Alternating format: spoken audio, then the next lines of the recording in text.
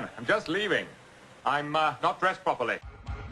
My love is a fever, longing till for that which longer nurseth the disease. You'll have to go again. In faith, I do not love thee. With mine eyes they be 1,000 errors see. But 'tis my heart that loves what they despise. In despite of you are pleased to go. Shall I compare thee to a summer's day? You'll have to go again.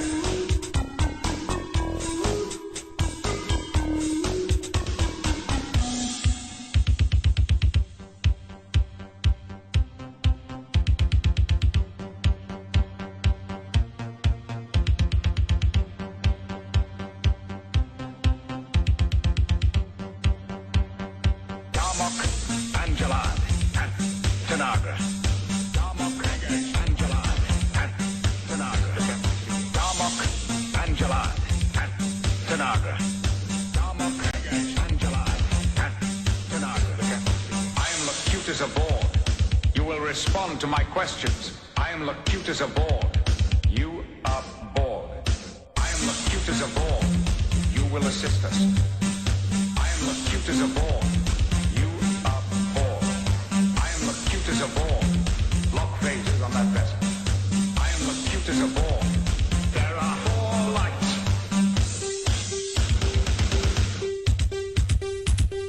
Captain Jean Picard of the USS Enterprise. Captain Jean Picard of the USS Enterprise. Make it so. Make it so. Make it so. Make it so. Captain Jean Picard of the USS Enterprise. Captain Jean Picard of the USS Enterprise. Make it so. Make it so. Make it so. Make it so. Captain Jean Picard of the USS Enterprise. Captain Jean Picard of the USS Enterprise. Make it so. Make it so. Make it so. Make it so. First duty of every Starfleet officer is to the truth, scientific truth, or historical truth, or personal truth. It is the guiding principle of a Starfleet is based. And you can't find it within yourself. Stand up, tell the truth. You don't deserve to wear that uniform. This is becoming a speech. You're the captain, sir. You're entitled. I'm entitled to ramble on about something everyone knows. Captain Jean Picard of the USS Enterprise. Captain Jean Picard of the USS Enterprise. Make it so. Make it so. Make it so. Make it so. You just kept talking in one long, incredibly unbroken sentence, moving from topic to topic so that no one had the chance to interrupt. It was really quite hypnotic. Incredibly unbroken sentence,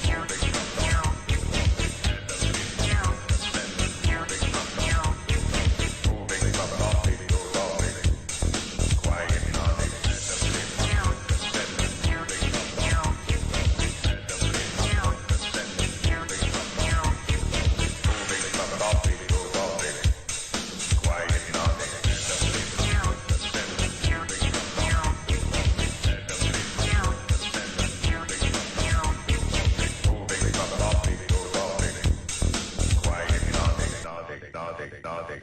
Captain Jean Picard of the USS Enterprise. Captain Jean Picard of the USS Enterprise. Make it so. Make it so. Make it so. Make it so.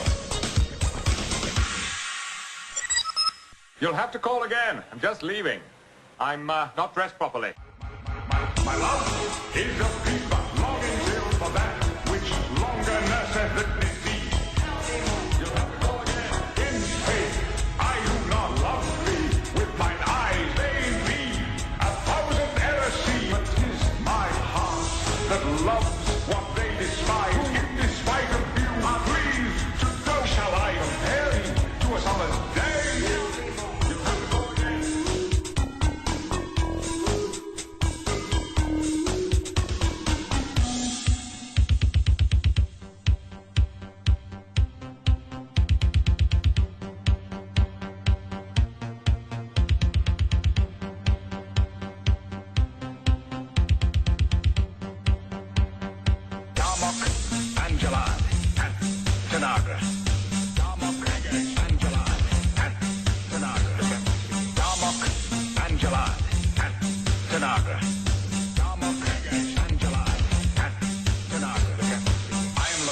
aboard. You will respond to my questions. I am locutors aboard. You aboard. I am locutors aboard. You will assist us. I am locutors aboard. You aboard. I am locutors aboard. Lock phases on that vessel. I am locutors aboard. There are 4 lights.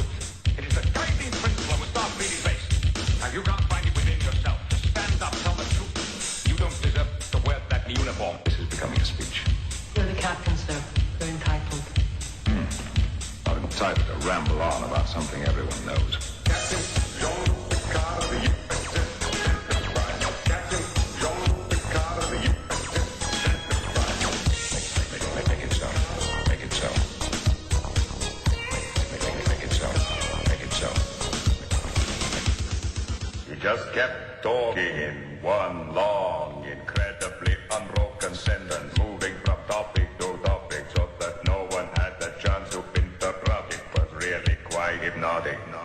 Incredibly unbroken sentence,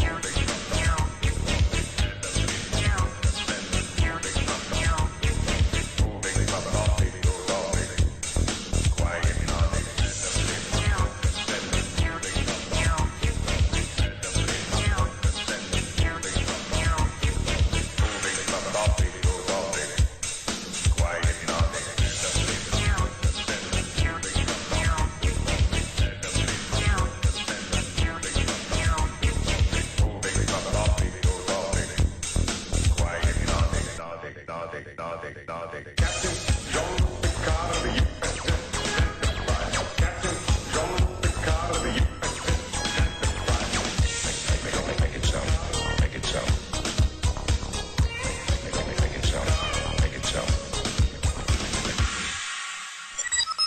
You'll have to call again. I'm just leaving.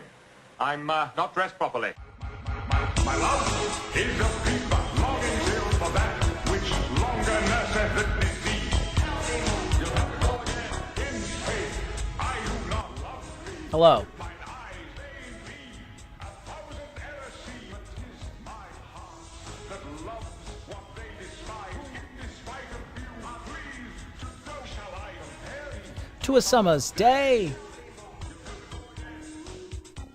Check. Check.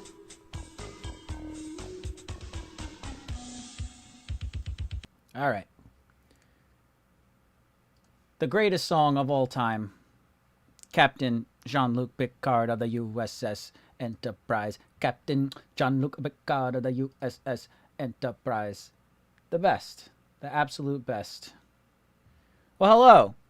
Steve here from DiCasaFilm, from Rethink Films. All the films, how are you doing? Welcome to the stream. This is a test stream. I've done a lot of streaming in preparation to this on my personal Twitch account, playing video games, doing some editing. But this is the first time I'm streaming to my YouTube channel, which has like 80,000 subscribers, which is crazy. And it's also multi-streaming to Twitch. The Rethink Films, my company, how I put food on the table, our Twitch channel. Sheku Sharif, or Sheku Sheriff. We got our first chat. What's up? What's going on, Sheku? Thanks for joining. Wow, I learned photography from watching your channel. Thanks to have you back. Yeah, dude. I'm glad to be back. I'm glad I'm here. I'm glad we're doing this. Thank you for joining. I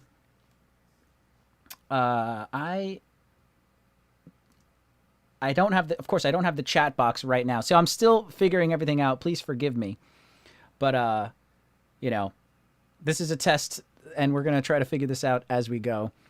How are you? How long have you been watching? What's your favorite video of mine? What more do you need to know? What do you want to learn next? This particular stream right now, I'm doing some testing, and I think what I want to do is do some editing on Adobe Premiere. But since you learned photography, maybe we could talk about photography. I could totally skip over the editing to do some photography talk, if that's what you want to do. Totally down to do that. What I am going to do real quick is I am going to, on my computer here, launch into... Oh, see, look at that. The background changed. Look at that. So I'll just switch over to editing. Like that. So in this particular setup... Well, oh, and there's the chat box, too. I don't know if the chat box is going to go away. It might. We'll see. Yuri Kravets, your DSLR video basics was perhaps the first video on camera settings that I watched related to the field. Thumbs up, thumbs up. Sweet. Thank you. Yeah, that video's old, and I know so much. I don't know so much more, but I've watched it so many times, and there's so many things about it that I would go back and change. I wonder if I should make another one. The problem with making another one is, like, I don't know. It's gonna, like, compete with that one. I don't know. Maybe I could do another one at some point. Favorite DSLR Basics 101. Yeah, nice. Have you guys both watched the light meter tutorial, Filmmaking Photography 101, the light meter? Because that particular video, the DSLR basic settings tutorial, doesn't talk about the light meter at all, which was by design. So if you haven't yet, please check out the video on the light meter. It's in there somewhere. You can find it. I'm glad you're here. Thanks for watching. Thanks for hanging out. So I've got this Adobe project right here. This, if you check out my channel, you'll see that there is a video called Tell Us Damn It, Episode 1. Tell Us Damn It got to be so much work to do that I shelved it because my company Rethink Films was getting too busy. Then quarantine happened, and I was thinking, okay, well, what can I work on? I'd like to start streaming, but what can I work on? I don't want to work on any projects for clients because, you know, it's like sensitive material. And I was like, well, I've got a bunch of episodes of Tell Us Damn It in the can that have never been edited. This one was going to be episode 2. This is with our friend Rita, who is an assistant director. And it's an awesome, awesome interview. You can see here, I edited 18 minutes worth. How much is left? Oh boy, there's a lot more to go. There's over 40 minutes left. So it's about halfway done being edited. And you can see it's 3 cameras. And I'm editing it in such a way that you don't see any jump cuts. I'm really trying to make it seem like there's no jump cuts involved. So that's why it took a little bit more work. So, but at least this one's like all ready to go. Like all the cameras are synced and it's just about editing it. So I could dive in and just start editing it. We could talk about photography. I've got this other thing I could pull up. So the other thing I could pull up, I might as well just put it over here. Hang on. So there's this guy, Jordy Kowalitik on Instagram. You might recognize his photos if you like go on Instagram. They're very memey. They're very like creative. They are creative. They're well done. You know, some of these are really, you know, iconic on Instagram. I feel like everyone has seen these, or at least seen like the behind the scenes of these, you know. So I thought maybe this could be something else we could do, photography related, where we talk about this guy and talk about these photos and like maybe how he got these photos. But I also do want to make sure that this channel, this streaming channel, is also about filmmaking, and that's why I also have the project up here. We got more comments.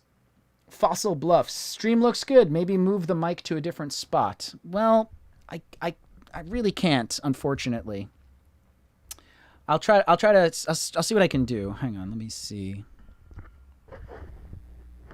Man, maybe that's good. It's just a little, yeah, the mic placement is a little tough with this. I do appreciate the constructive criticism, though. I always need some constructive criticism. Maybe that's a little better. It's just, it's very close to my hand, and I'm going to, like, hit it a bunch of times, but whatever. It is what it is. That's better. It's not on the timeline now. Yeah, that's a good idea. Thank you. I could also make myself smaller. I could move all sorts of shit around. N9 Studio. Hey, what's going on? Welcome. Guys in the chat, or ladies in the chat as well, let me tell you a little bit about my plans for this as well. So my plans for this stream is starting in June. I'm going to be streaming on DiCasaFilm Mondays and Wednesdays from 6 o'clock to probably 9 p.m. Eastern time. And what I'm going to do is we're trying to build up the Rethink branding stuff too. So I'm going to be streaming live on here, but I'm going to take the replay of this stream and put it on Rethink Films YouTube page. So feel free to go over to the Rethink Films YouTube page and subscribe so that you can see the replays of this if you miss one of these. And then, of course, I'm also streaming this on Rethink Films Twitch as well. But since you're here already, I don't expect you guys to watch live on Twitch. I'm hoping that, like, by being live on Twitch, we'll get just Twitch people to come in and interact. But this is literally, like, the first time I'm streaming on Rethink Films Twitch, so that's going to take a little bit longer to build up sort of naturally. But if you miss the live stream of this show, subscribe to Rethink Films YouTube channel. I'm going to be taking the full stream and putting it over there. In fact, I actually forgot to hit record on Streamlabs here. So go. Okay. So the first 10 minutes I can't use, whatever. So I'm streaming with this so that I could use footage from this to make a trailer for the streaming that's starting in June. Sheku. How do you say your name? Where's the emphasis? Is it Sheku or Sheku? One or two. Sheku, Sheku. I'm curious. You put so much effort and thought and thoroughness into that basics video. It's a photography tutorial classic. Thank you. Thank you. I also tried to make sure that it was a filmmaking classic as well. You know, photography is one of my passions, of course, but I did go to film school. I did do filmmaking. Filmmaking is my life, hence the editing program here. So I'm hoping that, like, that tutorial is equally as good for people who want to take up filmmaking as well. Emphasis is on Sheku. Cool. That's awesome. Thanks for joining. So what do you guys want to do? I feel like I should do the editing, but I'm totally down to talk about that photography stuff or anything else you want to talk about. I'm just down to, like, chat with you guys. It's so nice to talk to you guys. It's so nice to be back, and I'm very happy to be doing this. Eric, hey man. I found your tutorial by accident because I wanted to learn better filmmaking and ended up becoming just as much of a photography buff. Sweet. Sheku wants editing. Okay, cool. I think I will go into editing as well. That's cool, Eric. Thank you so much. Once again, please subscribe to the Rethink Films YouTube page. Maybe I'll put it in the chat. Let me make sure I get the right link, actually. See, I hit the mic, so I apologize. Always gonna be improving. When we start doing this in June, I'll have things a little bit more worked out, like the mic placement and stuff like that. All right, I guess I'll just copy that. And let's go back here. Where'd you go? Okay, paste it. There's the link. Yuri says editing as well. Sweet. I could also do photo editing at some point. Gotta sneeze. Excuse me. Sorry. Ugh. Rad. Yeah, man. No, you guys are rad. Thanks for being here. I see the chat box is working, so that's cool. It's a little small. Should I make that bigger? Let's see. There, I made the chat box a little bit bigger. If people end up chatting in the Twitch channel, that's a separate chat box, so I don't know, they may start overlapping, but whatever. It is what it is. Shikaka! Yes! Oh, an Ace Ventura reference. Ace Ventura 2, When Nature Calls. That's a great reference right there. The great white bat has great white guano. Oh, love that. Bumblebee tuna. Bumblebee tuna. Bumblebee tuna. All right, well, the people have spoken, and they said they want editing. So, I guess for right now, what I'll do is I'll play like the first couple of minutes. This normally when I'm editing, I haven't seen this footage in over a year. So normally I would watch through the whole thing, or actually I should have watched it before starting to stream. But the problem was I was transferring the project file and all the media over to another hard drive because I'm using a PC. I had been editing on a Mac, on my MacBook Air, but streaming killed that thing. Like the Mac is no good for streaming. It's just not good enough. The graphics card isn't good enough. So I'm streaming off of a PC with an NVIDIA GeForce GTX 1650 graphics card. And so this is much better. And it also edits amazing. It's like a gaming PC. So it's like really good with that stuff. But of course, like the computer can't really read the hard drives for Macs, so I needed a hard drive, but then I didn't realize how much footage there was, so I had to run to Micro Center today and grab a hard drive. I want to pick it up and show you because it's so cute and small, but I'm scared to move it. But it's a little baby. I got an SSD terabyte hard drive. It was like $135, but I figured I'm going to need it because I think some of this footage is 4K, if I'm not mistaken. So I'm editing 3 different layers of 4K. Yeah. Streaming, multiple displays. It's a lot. It's a lot of work for this computer. So the MacBook Air was not designed for that kind of a thing. So, like I said, I didn't have enough time today to watch this before. So I literally have not even looked at this at all. But for you guys, just to recap, this is episode 2 of Tell Us Damn It. And I'm hoping to get it done and put it up on YouTube on this channel. But in the meantime, let's oh, okay, so we got some offline media already. That sucks. Okay, so this stuff is on a different hard drive. I'm going to ignore it for now. I'll reconnect it later. But that's cool. Let me see this. All right, let me put the audio up so you can hear it on Streamlabs.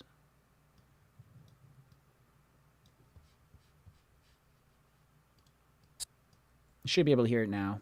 Hey, what's up, everybody? So we are here with Rita Warkov. And Rita, what do you do? I'm a first assistant director. Woo! Yeah. I'm interested to hear what she has to say. Let's get started. And that's when it goes to the intro, which that media is on a different hard drive. I'll have to connect it later. So the intro, there's like a song. There are like clips from other episodes like this, that, and that. Fast forward a bit. Something else. Okay. Yeah, the animation right there. Okay. First assistant director. Yeah, that's okay. So first thing I'm going to do is you can see down here, the tracks are like really fat. So I'm going to like make them skinnier. So there's only 3 of them, so I'll do it about there. I'm also, it's weird. It's like I don't see the waveforms. Normally I see the waveforms. So I wonder if I am too zoomed out. No. Okay, so the first thing I want to tackle is how to get those waveforms back. Now, you guys are seeing how the sausage is made here. You guys are seeing how the sausage is made. You guys are seeing how the sausage is made here. So that's going in the trailer. That little sound bite right there, that's going in the trailer. But anyway, I'm not like, I don't know Premiere like certified or like, you know, I don't know this program like inside and out. So sometimes I got to look up tutorials or sometimes I got to go into the help and figure shit out. So that's just how it is. So right now, what we're going to figure out is how to get the waveforms on there. Because I like to see the waveforms. I do a lot of editing by looking at the sound, you know. So I'm assuming we got to go to Settings. Where is that to? Project settings, general. No, we don't want general. We want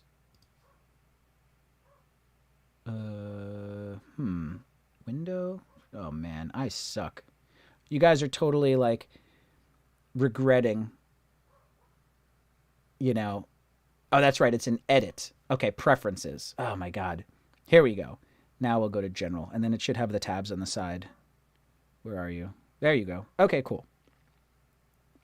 So I could just Google this. If anyone wants to Google it, let me know. That'd be awesome. Audio? Mute input. I'm just, or let me see. Great opportunity for engagement. Yeah, man, I think so too. Right now I'm just trying to figure out how to turn the friggin' waveforms on. Maybe I'll just Google it. It's going to take me so long to like find it on my own. If I wasn't streaming, I would try to do it. So here we go. I'm just doing it with you guys. Turn on audio waveforms Premiere. Okay. Click the wrench icon that appears at the top of this window. In the menu, make sure that show... Okay, hang on. I need better instruction.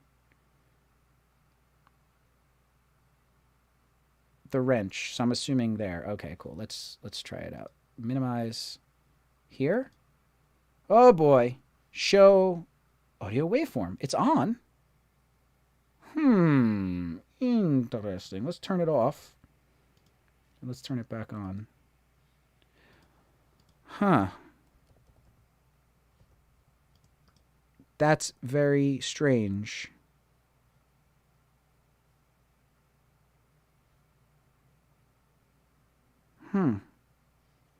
Well, I think I might have to skip it for now and figure it out off screen. I don't know why. Andre Krajewski. Click on wrench icon. Yeah. I tried. Doesn't seem to want to do it. I think you saw. Very strange. Very strange. I don't know why I can't see that. What's this? Linked. Snap. Yeah, crazy. Yeah, I'm not quite sure why that's happening. Sounds very formal. Sounds awesome. Because, like, seeing it would be nice because I don't know who's talking. You know, I don't know if I'm talking. We have lavaliers on each of them. So, like, I have a lavalier, Rita has a lavalier, and Cody has a lavalier. But, so one of these is one, but I don't know who's who. It's really interesting. It's actually going to be a big pain in the ass to edit this without that on. So I kind of want to figure that out. Maybe I should close it and restart. I'm going to close it and restart. So let's save. Let's exit off. And then let's start again. We're just figuring it out together, guys. This is real life. This is real life.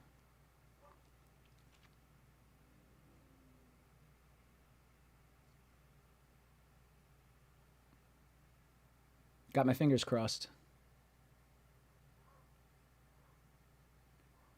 Andre, thank you for coming. Thank you for checking out the stream. Up! We got one. There they are. When all else fails, just shut it off and turn it back on again, folks. There it is. Don't ask me why. Yeah, that's me. Sounds very formal. Oops. Sounds awesome. I'm turning up the volume in my headphones. That's not going to change the volume that you guys hear. If you guys can't hear the project, let me know. Yeah, that's me. Sounds very formal. Sounds awesome. First, you're not the second assistant director. Sometimes I am. Okay. But sometimes you got to do what you got to do. Yeah. They're both great jobs. I do both. But well, I guess for someone who's not really too familiar with the film industry, they're maybe in film school saying like, I want to be a director. what is an assistant director? You know, is there always an assistant director on set? Is that a standard thing? Like, what can you And say? how many of them are there? Because obviously there's first, second, Yeah. and so Yeah, is forth. there a Sometimes third, you have fourth? a second. You never have a third assistant director. You have a second assistant director. See, I didn't Is even that know just like one of I- those things? It's just one of those things. Personally, I wish that we could be best boy ADs. Well, the good news is that you don't have to say first assistant director or second assistant director. More often, they're referred to as first AD or second AD. And the AD department on set is basically in charge of. And the AD department on set is basically in charge of running the logistical side of the shoot. So the Yeah, so cool, right? She's awesome. Rita, we met working at Maker Studios, me and my business partner Cody, who's right there. So yeah, and then in this episode she goes on to talk about how she got the job and all that stuff. It's really, really cool. So it looks, I feel like in earlier episodes, whenever someone was talking, I would mute the other ones. But it sounds fine to me, so I think, like, unless I need to, I'm just going to leave everything unmuted. Like, what I would do is I would, you know, like, if like, who's talking here? Yeah. yes, you know, like I worked on a music video once. It's hard to tell, like, who's who. Let me solo. So this button is solo. I'm going to solo this one, see what's going on here. I worked on a That's me. So this, I worked on a that's Rita. So Rita's the middle one. And this must be Cody. I worked on a music video once where the creative was Yeah. So normally, I think in the last episode, what I would do is I would actually go in here and, like, click this, control click or shift click that, right click it and disable it for that particular time, just to really make sure the audio was, like, nice and clear and there wasn't a lot of room noise. But, you know, I think it's still okay to, like, have everything. It sounds all right to me. Boulevard Bullies at Twitch. Hey, man, mix and level sound good. Great. That's awesome. Thanks for watching on Twitch, man. That's cool. Yeah. a text message. This is the kind of So, knowledge we are hoping to get on this show. that may win. So ideally, at the beginning of a job, the AD has a script or storyboards available to them, maybe even a shot list if you're lucky, and then it's your responsibility. I'm just watching a few minutes to get the sense of, like, the pacing and, like, how I had been editing it, so that now when I pick it up, I kind of maintain that pace, but I'm pretty sure I'd probably be the same anyway. To break up the order of shooting. Good thing to figure out, too, is, like, okay, so I think we said I'm on the bottom track, Rita's in the middle, and Cody's on top, so I'm just kind of making a mental note of that. Theoretically, I guess if I showed the audio names, see, they're not named with them. They're named with just, like, the file name, which is annoying. And it gets in the way, too. You see, they kind of get in the way of the audio waveform there, so I can understand wanting those turned off. But one thing I do want to make note of is, like, what track is what. So I'm assuming that this bottom track is the wide. Oh, no, I'm wrong. The top track is the wide. It looks like the middle track is sort of the Cody angle, and then the bottom track is the me angle. We thought about the way we were going to shoot this a lot, and I think in post I was going to, like, maybe zoom this in a bit, so, like, I could do this to the whole timeline, like, later on, but what I could do is, and let me also double check, is this 4K? Properties. No. So this is 1080. Now, I might have, like, converted this. I don't remember. I thought we filmed some stuff in 4K, but maybe we didn't because I didn't want to, like, have too big of a file size. But theoretically, even though it's not 4K, we still could, you know, bump it up a little bit. So let me say, like, 110. And then, oops, wrong one. Kind of looking at the edge there. So at least that kind of, like, crops me out a little bit. A lot of moving parts. Oh boy. There are so many moving parts. So basically, before we even roll camera, it's the AD's job to make a. See, now the computer is also now, since that track is a little bit bigger, it's technically like now being animated. So it's a little bit more processor heavy to like play this in real time, because now it's like, okay, keep in mind that's bigger, so the computer is like struggling a little bit more. Lewis Holland, hey man, looking forward to your future streams. Looks and sounds great. Great, awesome, thank you. Yeah, any constructive criticism is much appreciated. To yeah, get things better for the future. One thing I want to ask you guys too is check this out. So I have this. Let me turn it on. Bing. So that's not what I mean, but when I click back here, that's kind of cool. My head's going over it. So what you're seeing there is right here above me, right here above me, is when I'm editing, I have 3 monitors right now. One monitor is chat and Streamlabs and stuff like that. My laptop has what you're seeing. And then I have a third monitor, a TV, which is like my clean output. So what I did was I took that output and I put it into Streamlabs, so you can see, you know, the output large, rather than, you know, let me turn it off again, rather than just having that. So I think that's pretty cool. I'm going to put it back on for you because I think it's cool. If you don't like it, let me know. I can turn it off. Armin, oh my goodness, I don't know how to pronounce that. Mirzamatov. What took you so much having no videos for 3 years? I know, man, I hear you. What took me so much is that I have a full-time job for a production company that I run called Rethink Films.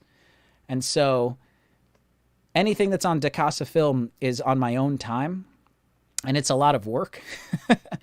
So when you're doing stuff, when you're making films and commercials and things for clients and trying to have food on the table and pay your rent, it's hard to have time for the other stuff. So this is a solution that I hope, this is a potential solution. I can stream. It's going to my Rethink Films Twitch. The full replay of this live stream will be on the Rethink Films YouTube page. So please, I should put a, you know what I should do? I should put a note on the bottom of the screen. Some, like right over here. Right over in this zone where that little black line is. Full replays of live stream will be posted to the Rethink Films YouTube page, and I should put a URL. That's why we're testing. That's why we're doing streams. No problem, Armin. I'm still answering it too. So I hope that this is a good solution. So the cool thing is that I'm streaming live editing, which means that the project that I'm editing will get made.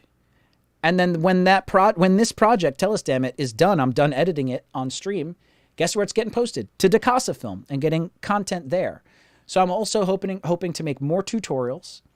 I want to make a tutorial called The Difference Between Hard Light and Soft Light. I'm going to edit it on stream so you guys can see how the sausage is made. And then the replay of the stream is going to be on the Rethink Films YouTube, but the video, when it's done, the tutorial, will go up on the DiCasaFilm. So I feel like this way, everybody is happy. I can do stuff and justify it for Rethink, for my company.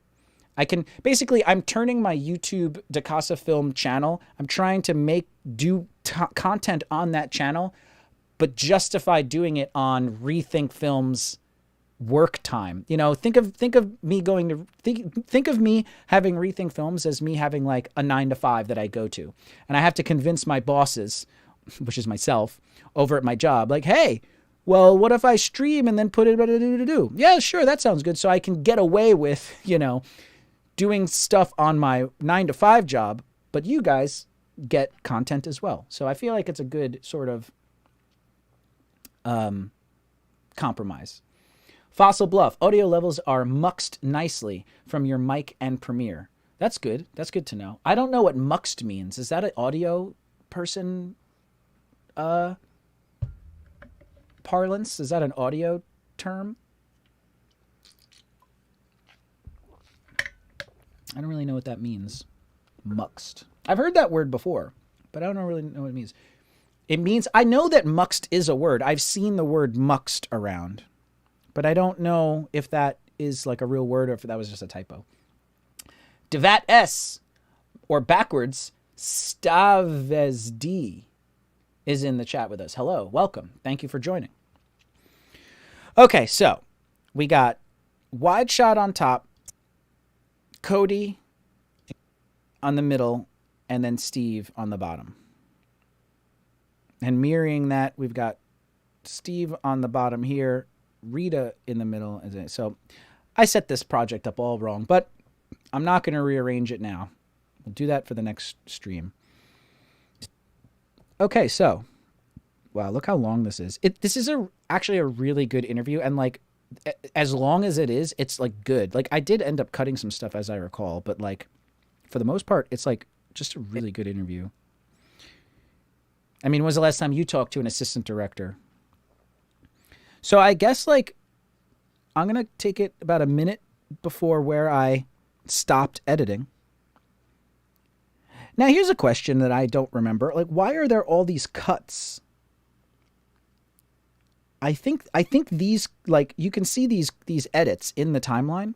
I think maybe I watched it once all the way through and like made cuts because I wanted to like have the cuts there. But then I have yet to like switch the camera angle. I don't know. It goes all the way through to the end, which is crazy. So maybe I watched it all the way through and just like made cuts. That seems strange to me, but whatever. It is what it is. Time to go in there. Lewis, muxing is short for multiplexing and demultiplexing. Multiplexing means combining different types of data in a single stream or file. Oh, so does what Fossil say? What Fossil said? Does that make sense? What Fossil said? Audio levels are muxed nicely from your mic and Premiere. You could consider those two different data streams, I guess. Ah, good point, Lewis. Yeah, muxing is a word. Multiplexing and demultiplexing. Thanks so much for watching, guys. I'm very excited that there are people here in the chat talking. So that's awesome.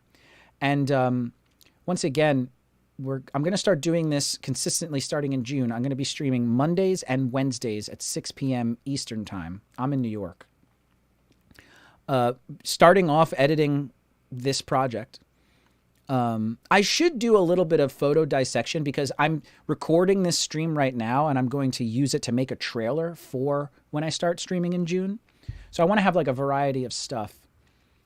So yeah, maybe I will do that in a bit, but I have yet to even like start to do some editing here. So I'm going to dive in. I'm going to watch like 2 minutes before, and then I'm going to just see what I can do here. So here we go. And I see them act flustered, and then it makes other people flustered, and I just want to tell them, like, chill. Like, I know it's an emergency situation.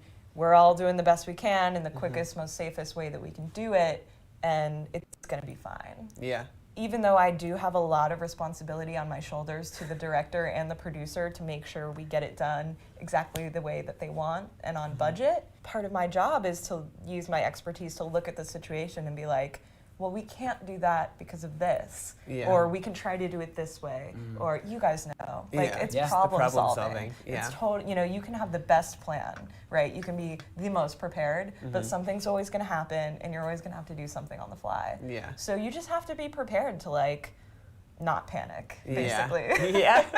So there's a first AD and there's a second AD. Yeah. So it all depends on how big the job is. So oftentimes it's just a first AD. Devat S, if you can pick 1 to 2 things, which part of filmmaking would you love to do on a consistent basis? I mean, ideally, like the reason why I went to film school was to direct actors in narrative fiction. So to like, you know, I didn't go to film school.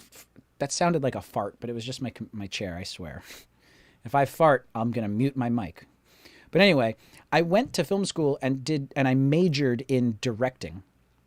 I didn't major in writing. I did have writing classes, but like I didn't want to be a writer. I wanted to be a director. But it took me until like a little like after college to realize that like if you want to be a director, you should probably be writing stuff too. But whatever, it is what it is. So, you know, that was always what I loved to do, is to like have a script, have actors, and to experiment, to play, to like really go into a scene.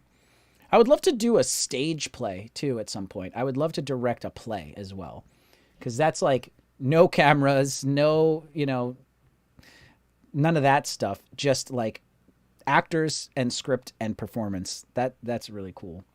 But in the real world, I've sort of, my niche in like my job is being a cinematographer, which makes sense. Cody is like more of a writer, director, editor, even though I'm editing in this. Cody can shoot as well. But whenever we like have a job, I'm usually the cinematographer. I'm usually the one shooting it, lighting it and shooting it. And Cody will either be directing, producing, editing the project, you know, or a cam opping, stuff like that. Great question, though. Do you want to deliver the story onto a screen stage? So you want to deliver the story onto a screen stage? Yeah, exactly. Storytelling. Yeah. And yeah, storytelling is great through performance, through working with actors. I love working with actors. But that's not to say I don't love, like, you know, visual storytelling where there aren't actors. I think, yeah, that's a good answer, I think. All right, here we go. Let's see. Let's keep going here. You would bring in a second AD if you have a lot of on-camera talent. I would say, I tell people who are trying to first AD in the commercial world, if you have more than 5 on-screen talent, ask for a second AD. Cool. Because it's the second AD's responsibility to be in charge of all the on-screen talent. And that could be, you know, one high-profile celebrity or like 200 background extras. Sometimes both, you know? So like you just need one person to like help manage that. So the second AD is responsible for getting all of the talent through hair and makeup and through wardrobe.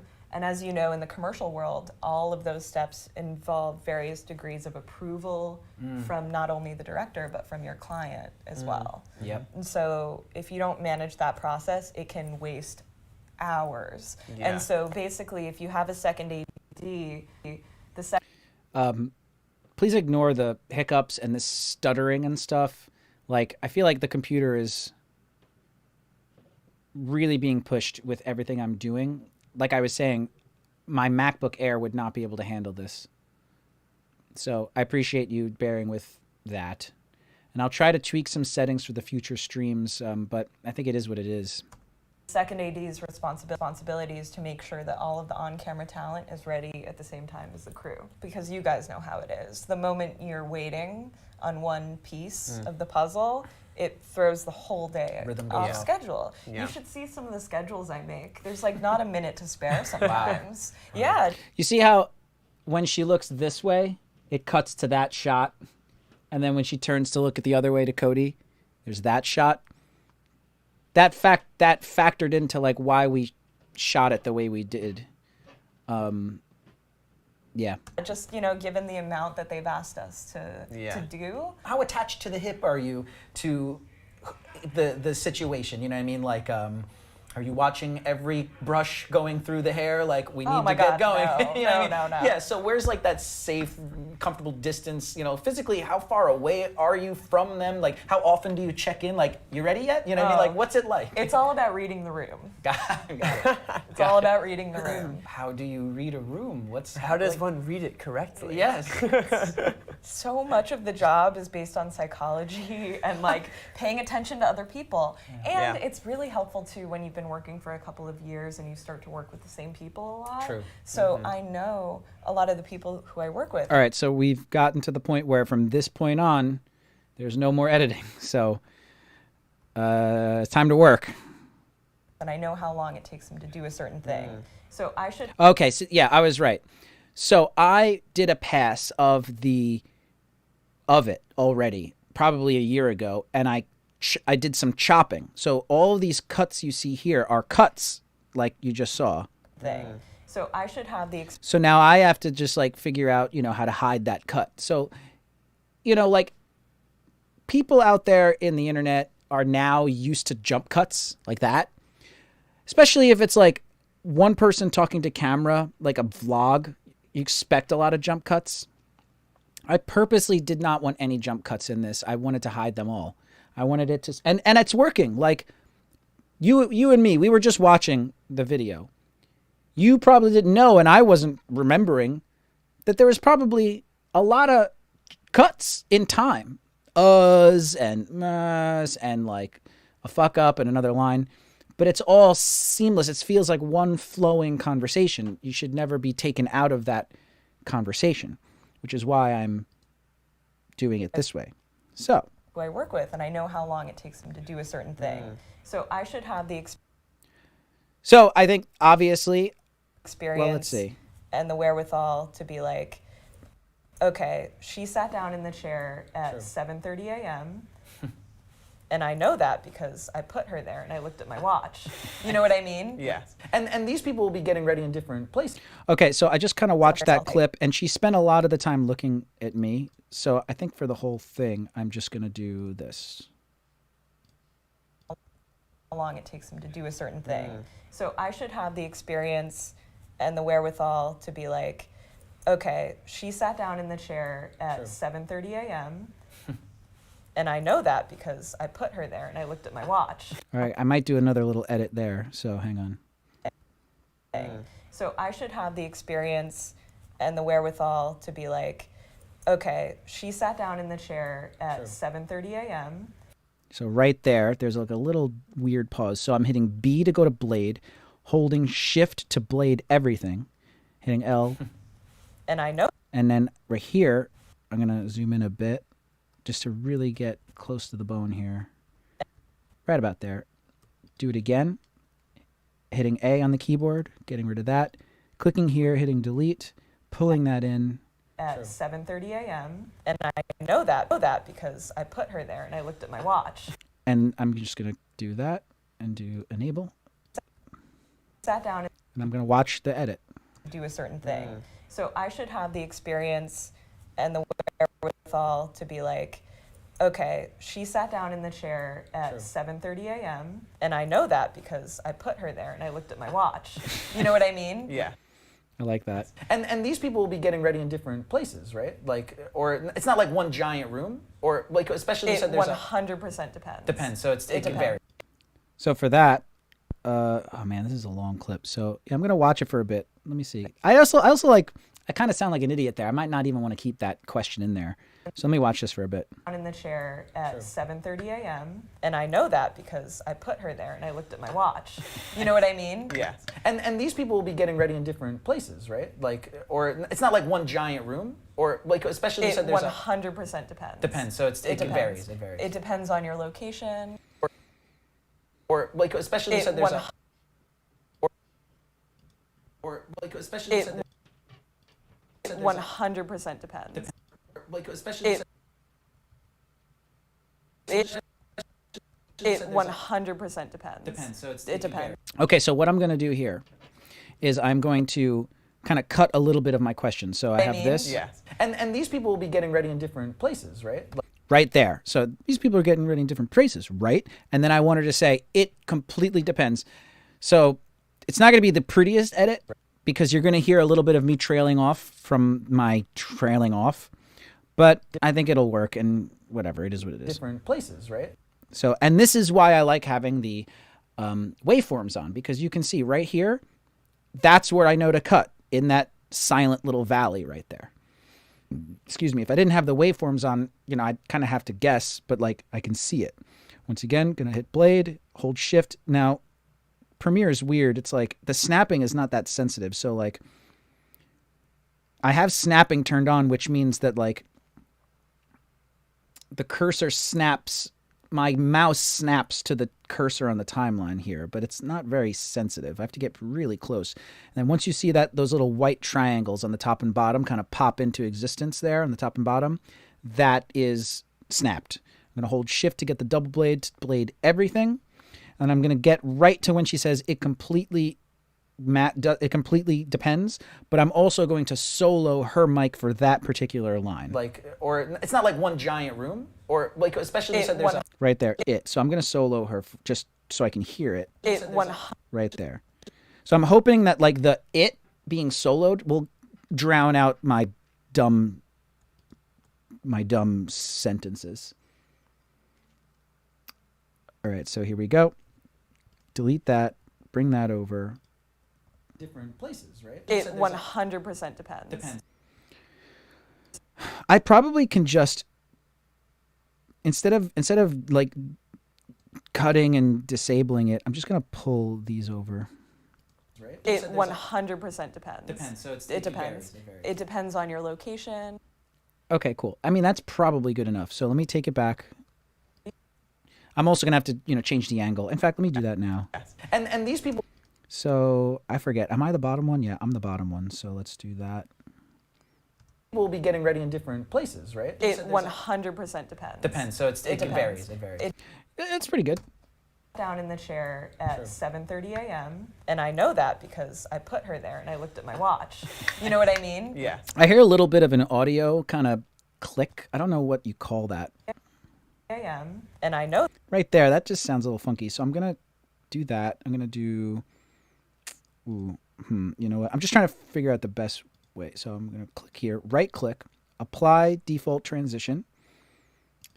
I'm going to set the transition to probably 3 frames is probably good enough. I'm going to Control C, and then I'm going to click Control V, click Control V. That's probably okay. a.m. and I know that. Yeah, I don't hear that. Yeah, I don't hear the click anymore. So if I put cross dissolves on every single cut, I'd be here forever, but it's only like really egregious ones where I kind of hear like a weird sound. That's when I'll go in and do that. 7:30 a.m. and I know that because I put her there and I looked at my watch. You know what I mean? Yeah. And these people will be getting ready in different places, right? It 100% depends. Depends. So it depends. varies. It varies. It depends on your location. If you're on location, sometimes you have a motorhome, sometimes you don't. Like literally sometimes we have to throw people in the back of a van to get their makeup done. So their editing could be done here. She says like location a couple times, so I'm gonna keep going. You can see how much work this is. You can see that like, yeah, it would be way easier to just jump cut, but like I want that standard of quality. I want that flow to be maintained. I want to edit the conversation, but I don't want the flow to be good, but I don't ever want you to be taken out of it. So it takes work. Like this long clip right here, like when I did my first pass of watching it, seemed okay, but now that I'm watching it, I'm really trying to like make it, as the flow as good as possible. So I'm just gonna keep going. 100% depends. Depends. So it depends. varies. It varies. It depends on your location. I'm gonna make a cut there, even though I don't exactly know what I'm gonna do with that, but I'm just gonna make a cut there. If you're on location, sometimes you have a motorhome, sometimes you don't. Okay, so yeah, so she says location twice. So I'm just gonna use the first one. It depends on your location. If you're on location, sometimes you have a motorhome. I mean, she does say it depends on your location. Sometimes you're on location. That is a slight difference, but for the sake of flow, that's going to be the word of the day. The word of the day is flow. Sometimes you have a motorhome, sometimes you don't. Like literally sometimes we have to throw people in the back of a van to get their makeup done. It all depends on on the budget and the job. If you're shooting in a residence. Right. I feel like that can all be pretty good. Sometimes I'll switch cameras, even though there isn't an actual edit to hide, simply to just have variety and to keep you engaged. So it also makes it harder to tell when there are actual like edits you're hiding. If the cameras do switch back and forth, at a good pace, so like sometimes it'll switch and they're literally in the middle of turning their head and talking. And it's like, oh, well, there was no jump cut there, but sometimes you have to hide a jump cut. And so you don't want every single camera switch to be on a jump cut, because then it'll start to be like, well, he's hiding a lot of crimes there, as Adam Savage would say. Sometimes you have a motorhome, sometimes you don't. Like. So let me just make sure that's good. It varies. It depends on your location. Sometimes you have a motorhome. So that definitely is a shitty transition there. So let's try. Let's try 3 frames again, and then I'm just gonna do it for all of them. This takes so long, but whatever. Sometimes you have a motorhome. Better. Sometimes you don't. Like literally sometimes you have a motorhome. All right, so she's talking to me and then Cody. I have to make a cut here, so I'm going to do. Sometimes you have a motorhome. Sometimes you don't. And I'll do Cody's angle there. Sometimes you have a motorhome. Sometimes you don't. Like literally sometimes. Ooh, why? Uh-oh, I see what I did. I moved it instead of sliding it by accident. Whoops. Okay. Sometimes you have a motorhome. Sometimes you don't. Like literally sometimes we have to throw people in the back. See, that edit right there is not hiding anything, but it just makes sense because that's where she's looking. Sometimes you have a motorhome. Sometimes you don't. Like literally sometimes we have to throw people in the back of a van to get their makeup done. It all depends on how.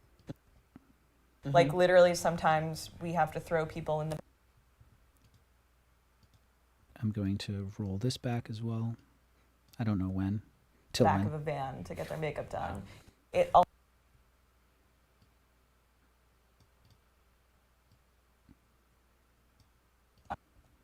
It all depends on the budget and the job. Okay, so there's a good place to edit. It all depends on how, on the budget and the job. So let's try to save that line and just have her say it all depends on the budget and the job. Makeup done. It all. And I'm going to zoom in here to really see the audio. I'm going to try to make this a little bit fatter, actually. Just a little bit. Done. It all depends on how. Depends on how on the budget and. Okay, so in a situation like this, we have on how, and then we have a pause, and then on the budget. So it's probably better to take this on the budget because it's going to be harder to cut into the on how. Normally you would be like on cut how and just cut out how. But the on and the how are like so close that like I'm going to have to like try to take the on. Now there's a little trick I can do where she says on how. Now I can cut and use the second on, what is it? On the, but the audio will be the second on, but you're going to see the visual of the first on, and the cut will be on the location, not on how. It's good. It's called an L cut or a J cut. It's going to be tricky. I think that's going to be my best bet right here. So first thing I'm going to do is just to save myself some grief, I'm going to pull the visual over there. So now all the visuals are over there and they're lined up. Second thing I'm going to do is I'm going to cut right before on. It all depends on how, on the budget. Okay. It all depends on. Oof, even that's going to be tough because the depends is very close. I'm zooming in to get really close. It all depends on. Depends. All depends. The good thing is that I'm still using an on from later. So I'm going to go depends, and I'm going to cut there. I'm going to have a little bit of the Then I'm going to move the second on over and put it cross dissolve so that the beginning of the and the other end of, and the next part of the other on will be easier to blend with a cross dissolve. Hopefully that'll work. So I'm going to go depends right there and cut. It all depends. Right about there. I'll go one more frame so I know I have more to work with. So now I'm going to blade that, zoom out. On how. And now I'm going to take literally right at the edge of on. On the budget.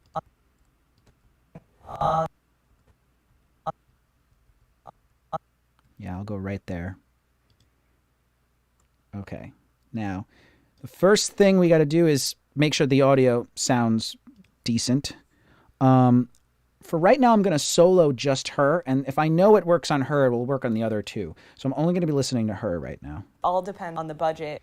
Okay, I lost the depends. So I'm going to Apple Z, bring that back. Depends on. All right, let's see how that sounds. All depends on the budget. All depends on the budget. Okay, we'll try that. Let's see how across dissolve sounds there. In situations like that, in situations like this, I actually end up like closing my eyes. I'll start with 3 frames. It's probably not good, so I'm gonna close my eyes. It all depends on the budget. It all depends on the budget. Okay, I'm gonna do 2 frames, and I'm actually gonna try to slide it over 1, 2. It all depends on the budget. That's probably the best we're gonna get. Can I actually slide this over? Whoops. All right, what I'm going to do is I'm going to select everything and move it over 1 frame. Get this. Depends on the budget.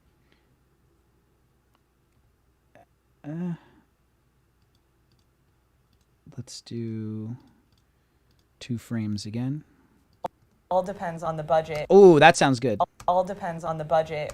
Yeah, that sounds good. All depends on the budget.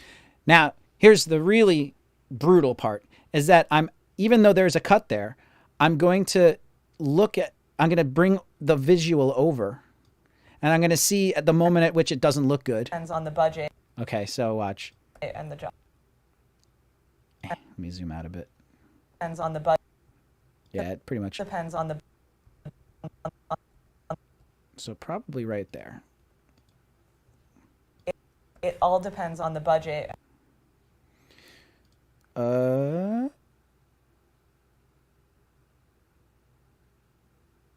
pretty sure this is still in sync. So let me see. I don't think I knocked this out of sync at all. On the budget and the job. If you're. Yeah, that looks good. Okay, so cool. That would have sucked if I knocked those things out of sync. It all depends on the budget and the job. And another reason why this is working too is that our eye is moving. So whenever you edit something and there's a change in the position of things, it takes your eye, maybe like 2 or 3 frames to adjust. So you're hearing the last on, but you wouldn't know. And then it cuts, and now your eye has to take time to move over here. So even if there was a little bit of that mess up there in the sync, it's like it takes your eye a minute to get over there. So I don't know. I think this is working. I'm going to back up a bit. In the back of a van to get their makeup done. It all depends on the budget and the job. If you're. Well, of course, the thing skipped, so I have got to to throw people in the back of a van to get their makeup done. It all depends on the budget and the job. If you're shooting in a residence. Okay, so I think it's great. I got to just fix the other. Well, no. She's not soloed, so I got to just fix the other 2 tracks real quick. I think I did 2 frames for these, right? Well, we're about to find out. Whoops. Yeah, 2 frames. Why are you doing that? There you go.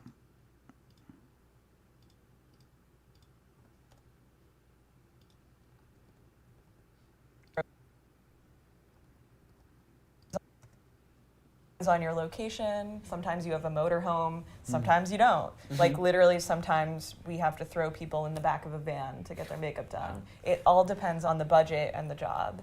If you're shooting in a residence.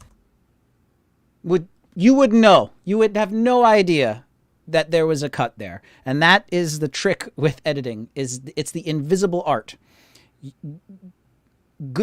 good edit, no one should know is even an edit. And the cool thing about that is like a very tricky kind of sneaky J cut right there is mixed in among these cuts right here, which are not hiding anything. These are just straight camera changes without any actual editing. And then when the camera change comes back, it's a sneaky hiding a crime cut. So I'm pretty pleased with that. On your location. Sometimes you have a motorhome. Sometimes you don't. Like literally, sometimes we have to throw people in the back of a van to get their makeup done. It all depends on the budget and the job. If you're shooting in a residence. you're almost always crammed into the basement. Hair, makeup, and wardrobe is always. All right, I like that. If you're shooting in a residence, you're almost always. You're shooting in a residence, you're almost always crammed into the basement. There's a little gap there. I mean, there's also like, I don't have to like fix every little pause, you know?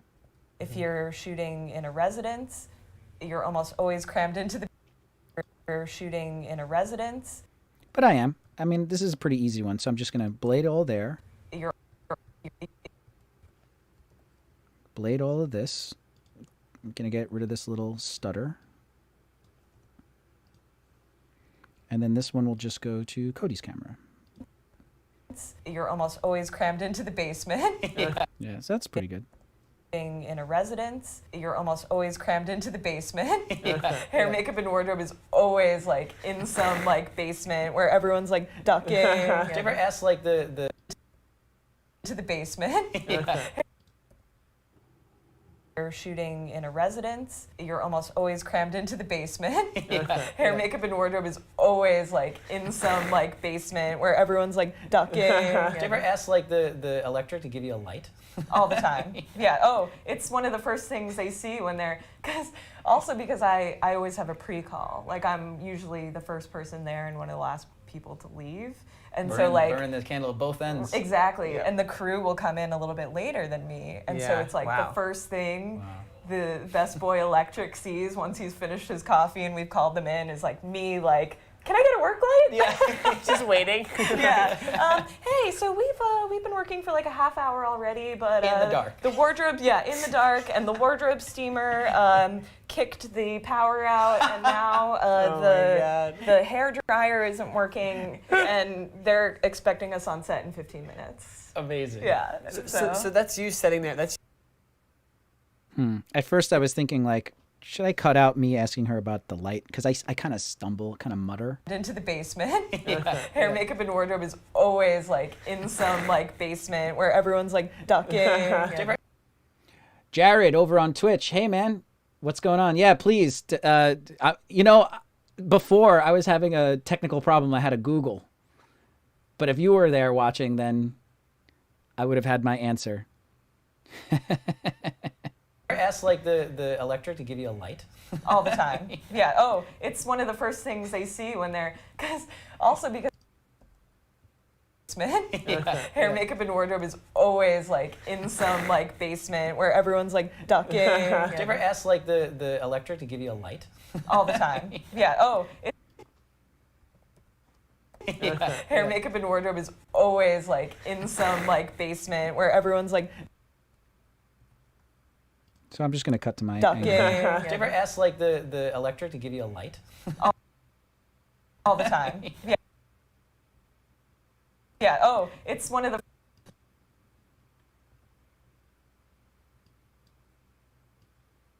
Jared, I would love for you to backseat edit me.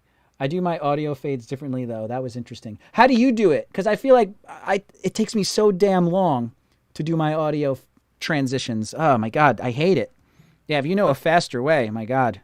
Everyone's like ducking. Did you ever ask like the electric to give you a light? All the time. Yeah. Oh, it's one of the first things they see when they're because I. Yeah. Oh, it's all the time. I think I might do a little edit right here. I do a 1 frame fade either side so you don't get the overlap. I don't know what that means. I kind of understand.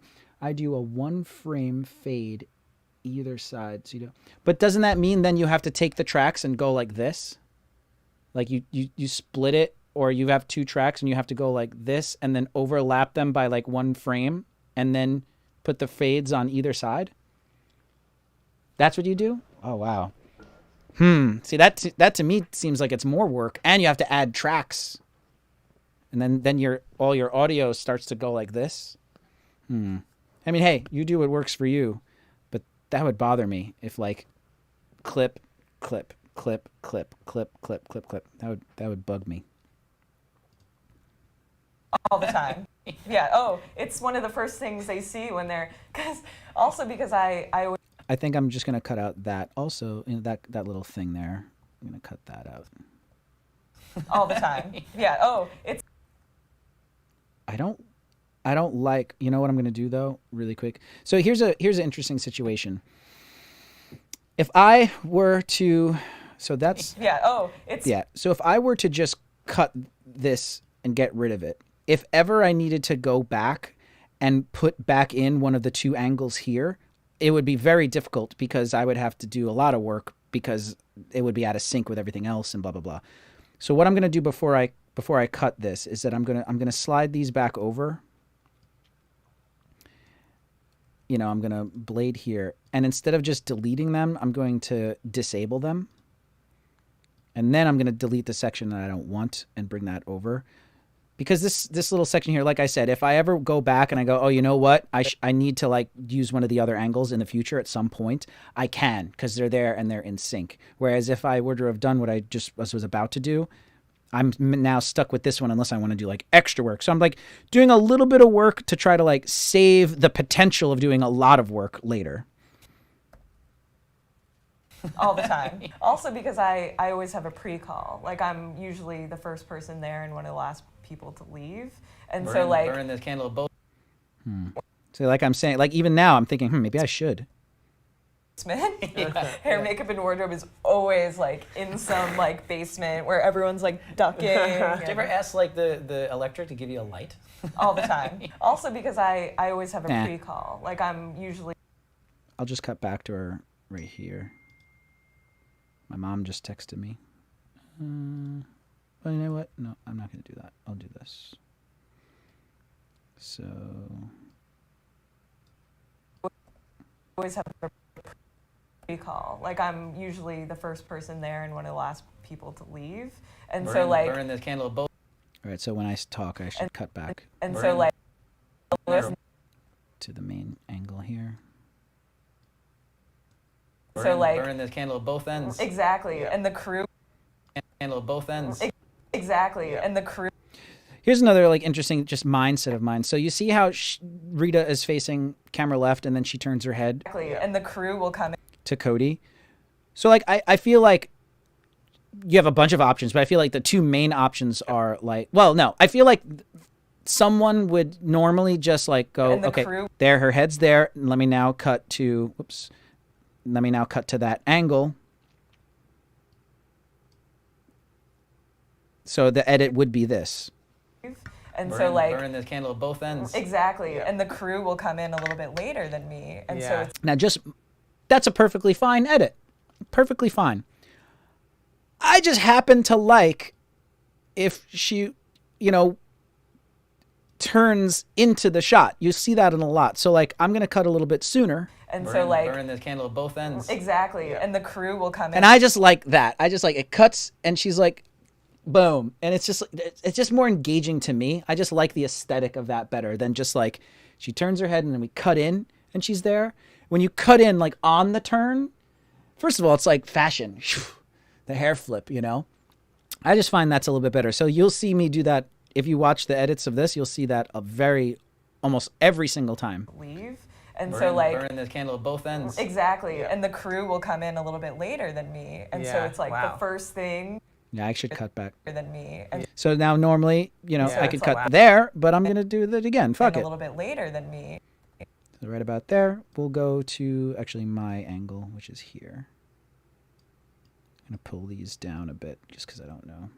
Than me. And so Yeah, it's like wow. the first thing the best boy electric sees once he's finished his coffee and we've called them in is like me like, can I get a work light? Like, later than me. And so Yeah, it's like wow. the first thing the best boy electric sees once he's finished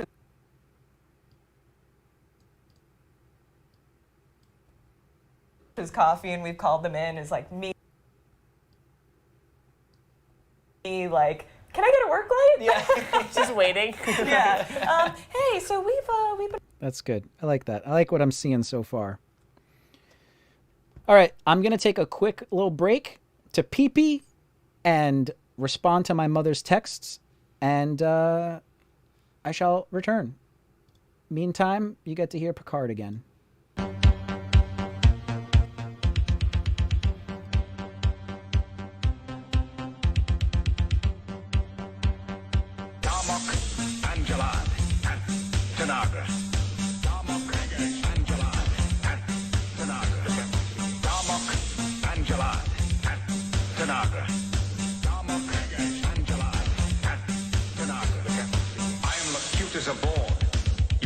respond to my questions. I am Locutus aboard.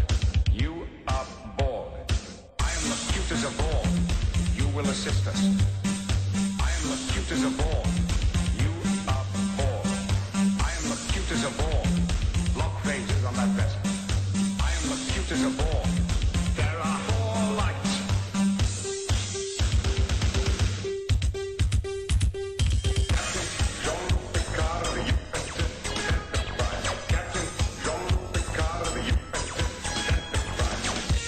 Make it so. Make it so. Make it so. Make it so. Make it so. Make it so.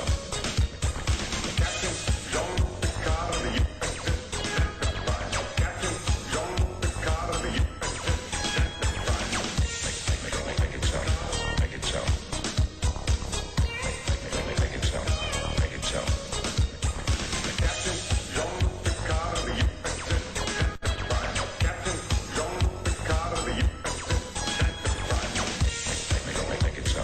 Make it so. Make it so.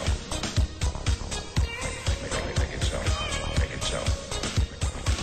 The first duty of every Starfleet officer is to the truth, scientific truth, or historical truth, or personal truth.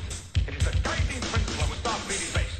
Now you can't find it within yourself to stand up, tell the truth. You don't deserve to wear that uniform. This is becoming a speech. You're the captain, sir. You're entitled. I'm entitled to ramble on about something everyone knows.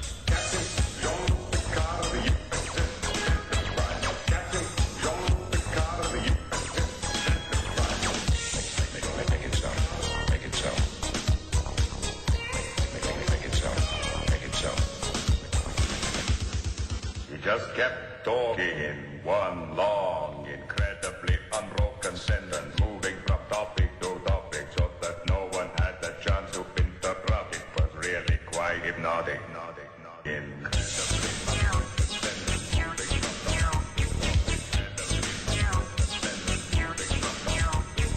moving from topic to topic. Quite hypnotic.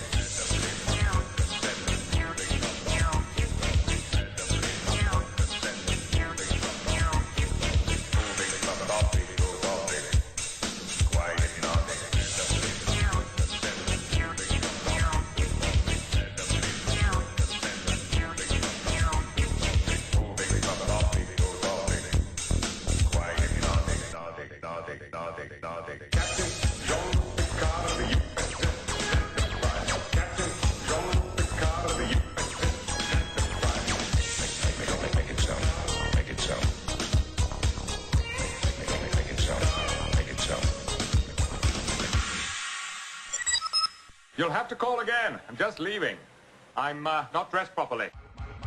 My love is a fever, longing till for that which longer nurses the disease. You'll have to go again in faith. I do not love thee.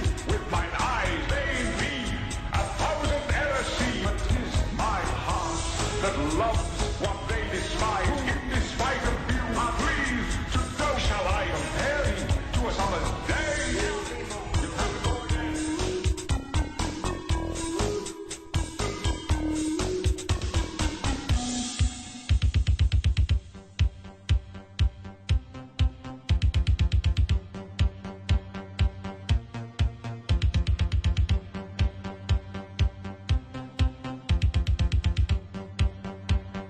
Darmok, Angelad, and Tanagra.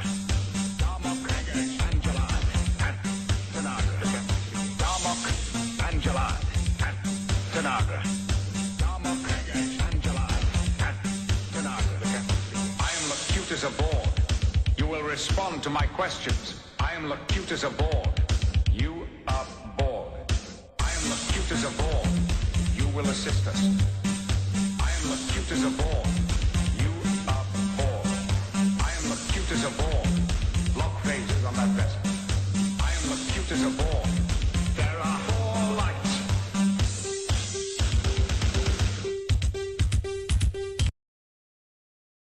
There are 4 lights.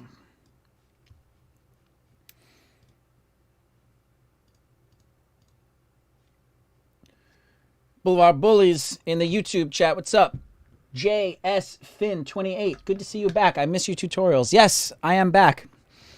Let me give you the spiel, JS. Or JSFin. JSFin. Like Jason, but with a S in it. So starting June, Mondays and Wednesdays, I'm going to be live streaming just like this. We'll be doing editing. We'll be doing photo discussion. Oh, excuse me. That was gross. Couldn't help it. I had a sip of Coke. Anyway, deal with it. We're live.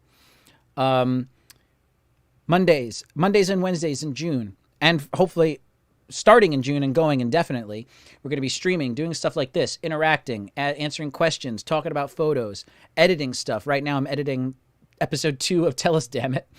But there'll be tutorials that I'll be editing as well.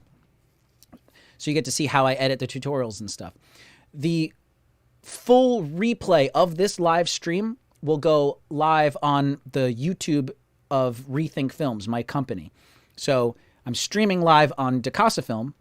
The replay of the live stream will go live, will be posted on Rethink Films YouTube page.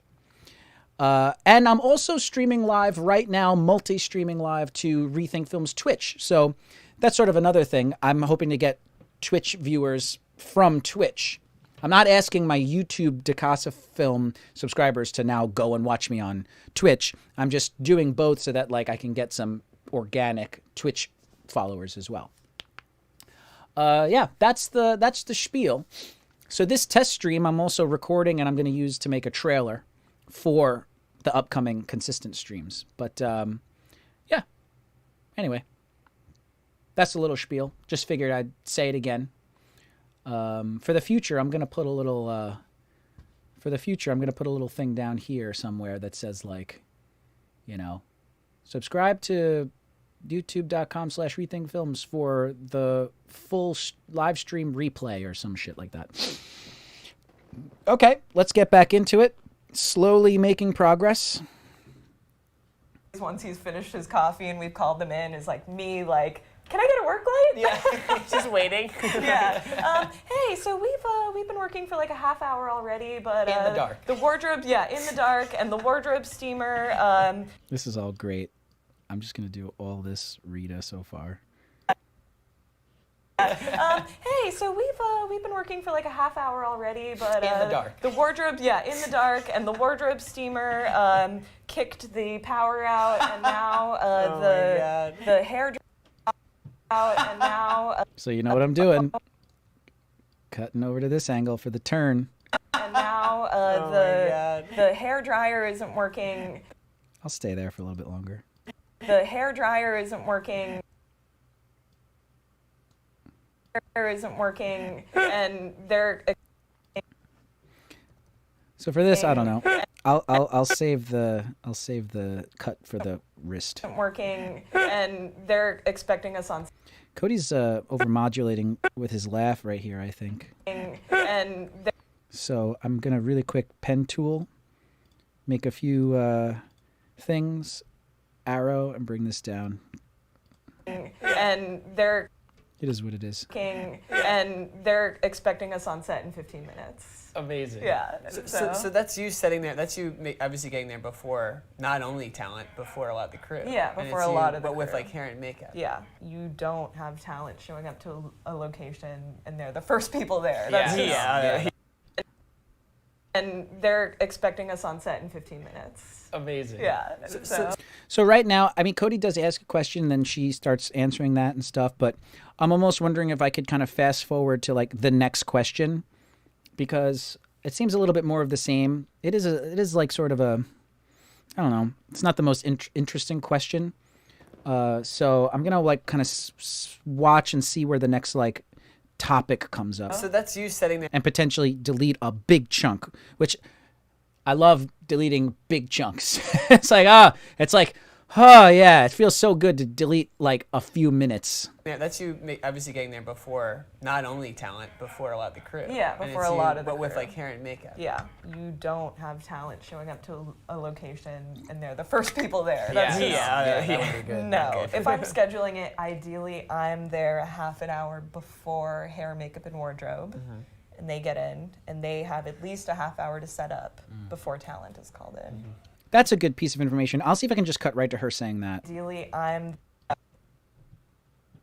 I'm scheduling it, ideally I'm there a half, and they're the first people there. That's just, That would be good. No, if I'm scheduling it, I'm going to try to do if I'm scheduling it. no, So I'm going to solo her. no. If I'm Yeah, okay. Blade all of that.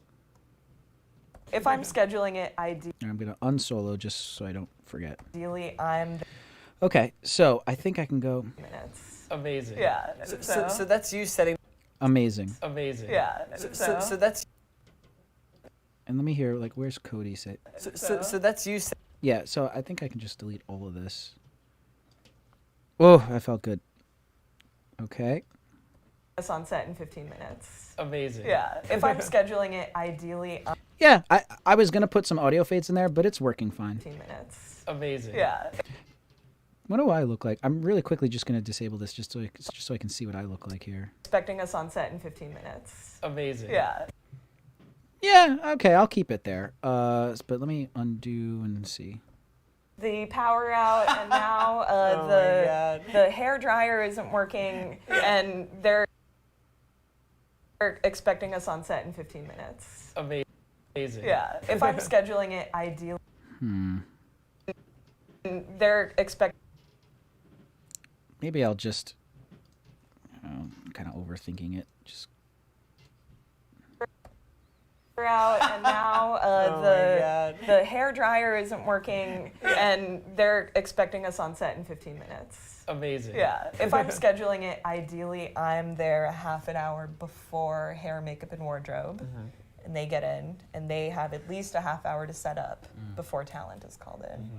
All good things if you're going to be. This is second AD we're still talking about, right? Well, if I'm the first AD, I'm scheduling that. Ah, If true. I'm the second AD, I'm making that happen in the moment. Yeah. And they get in, and they have at least a half hour to set up before talent is called in. All good things if you're going to be. This is second AD we're still talking about, right? Well, if I'm the first AD, I'm scheduling that. Ah, If true. I'm the second AD, I'm making that happen in the moment. Yeah. So if I'm doing things correctly, no one's surprised. They Keeping were made aware, they were checked in on, and they were given a 5.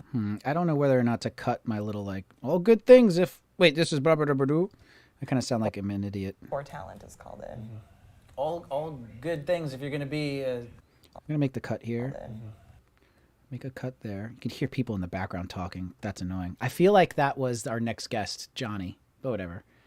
Martin, great to see you again, Steve. Check plus or check sign. I first found this channel. Steve's great tutorial on rolling. Yeah. Oh my God, that's amazing. So yeah, the cable wrapping tutorial. Yeah, over under, baby. Over under. Hell yeah. Well, thanks for being here, Martin. I'm going to give the spiel again. So, Martin, starting in June, and hopefully continuing indefinitely, I'm going to do streams just like this, where I'm editing or talking about photography, stuff like that. Starting in June, Mondays and Wednesdays at 6 p.m. You can watch here on DiCasaFilm live. If you miss the stream live, the full replay will be posted on my other YouTube page, my company's YouTube page, Rethink Films, youtube.com/Rethink Films. So if you missed the stream, the full replay will be there, not on this channel.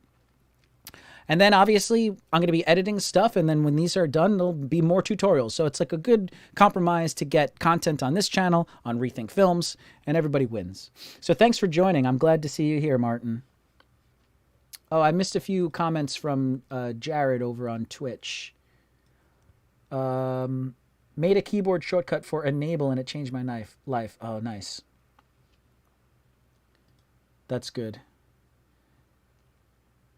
Yeah, I should do that. Enable and disable. I got to do that. That's actually a really good thing to do. So, you know what I did?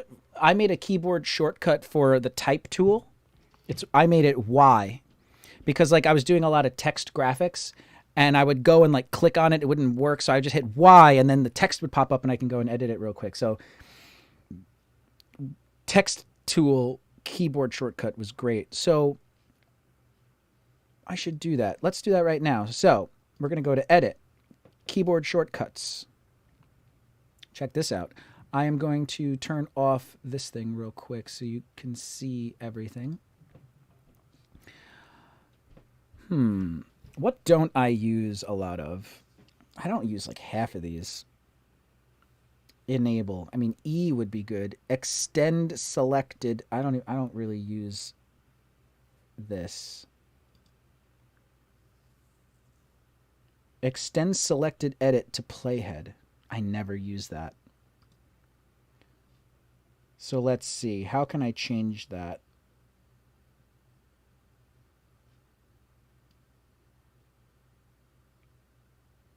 Maybe I can just overwrite it. So let's go here. Let's go to enable. Clip enable. Okay, and then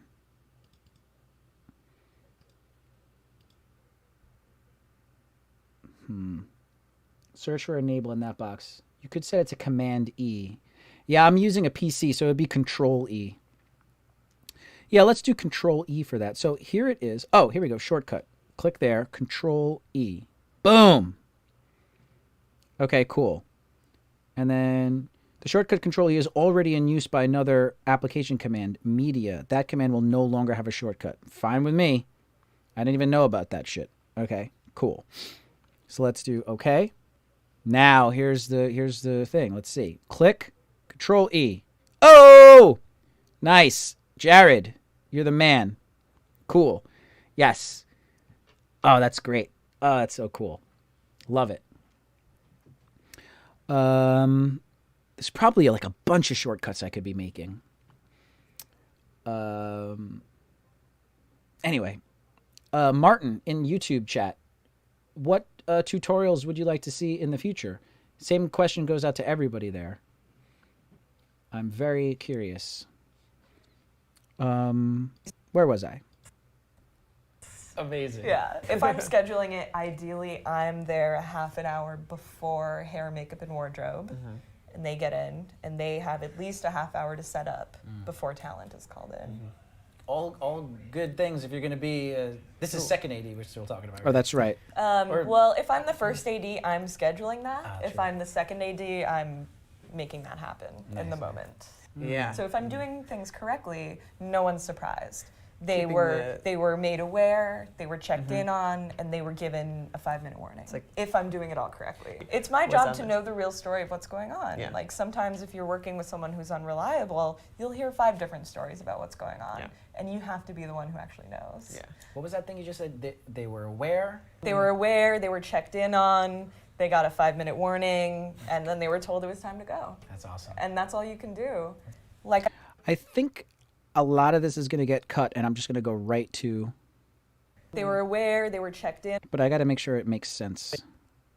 Amazing. Yeah. If I'm scheduling it, ideally I'm there a half an hour before hair, makeup, and wardrobe. And they get in, and they have at least a half hour to set up before talent is called in. Nobody's surprised. Yeah. So if I'm doing things correctly, no one's surprised. Right there. So I'll keep this. I'll delete this. I'll delete this. And then this should be, they were made It's aware. my job that to mean? know the real story of what's going on. Nope. I'm not even going to look at it. Okay, so. Yes. Love it.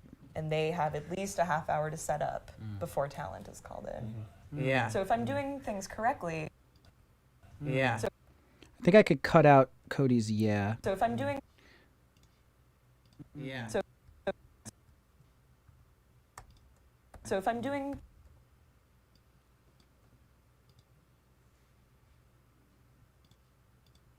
up before talent is called in. So if I'm doing things correctly,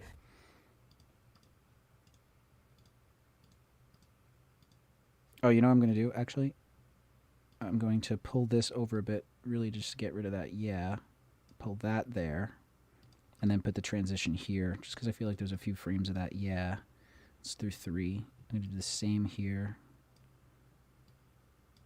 I feel like there's a little sort of dramatic pause right there that I'm kind of stealing.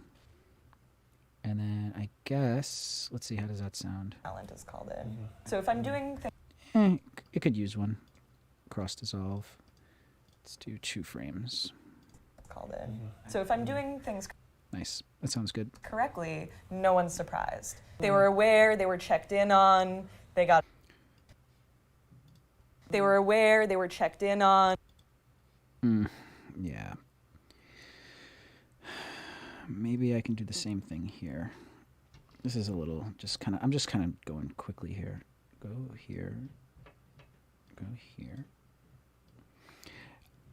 Jared, do you know if there's a tool where if I click this seam, it clicks both ends of this and I can move the edit point? Do you know if there's a tool for that or what the name of that is? So like what I'm doing is like I want to move the edit. I want to go like move this here and then move that there. And so what I'm doing is I'm grabbing this one, sliding it, done. Grabbing this one, sliding that over. But it'd be awesome if there was a way to like grab this and they both go like a roll. Is that called a rolling edit or something? Is that called like roll tool or some shit?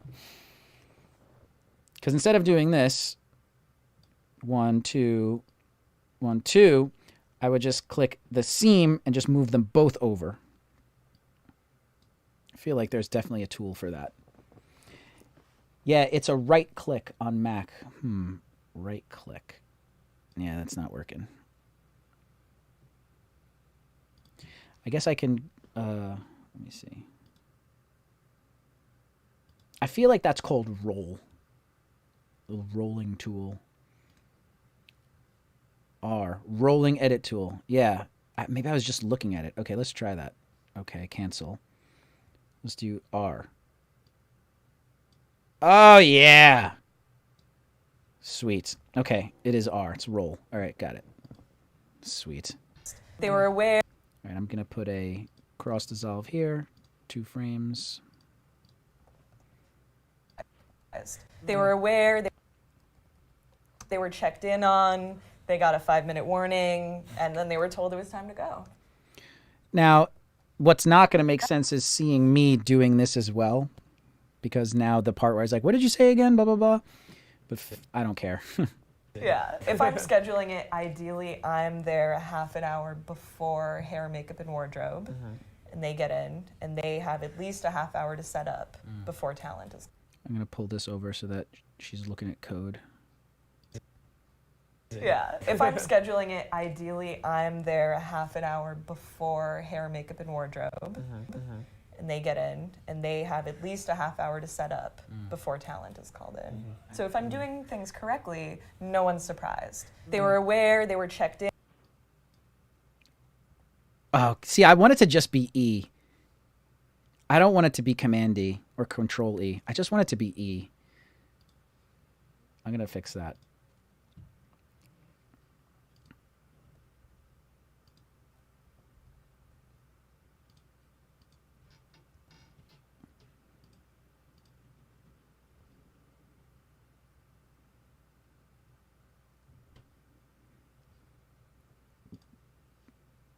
Let's see. Did that work? Nice. Yeah, that's what I want. No one's surprised. They were aware, they were checked in on, they got a 5-minute warning, and then they were told it was time to go. That's awesome. And that's all you can do.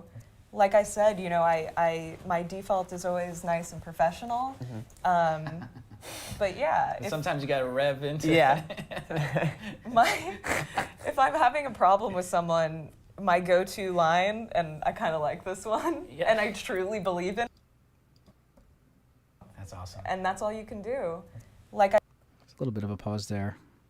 I might be over editing this. Whatever. It needs to get done.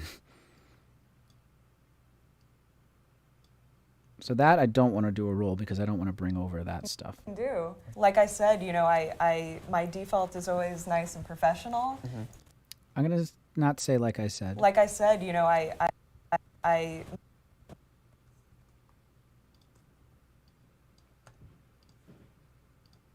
can do. My default is always nice and professional. But yeah, Sometimes you got to rev into Yeah. is always nice and professional. But yeah, professional. I'm going to cut to me, get rid of the But yeah, Sometimes you got to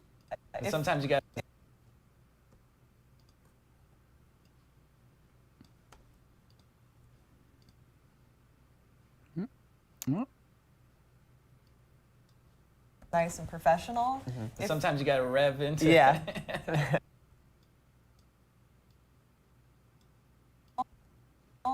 Sometimes you gotta rev into Yeah.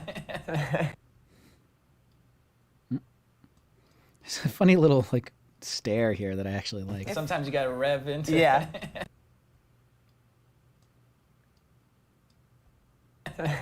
my, There's a cute little pause there. I like. if I'm having a problem, my, if I'm having a problem with someone, my go-to line, and I kind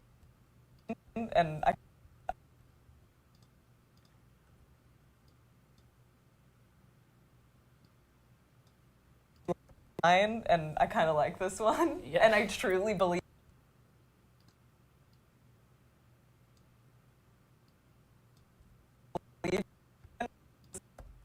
this one, Yeah. and I truly believe in it, is like,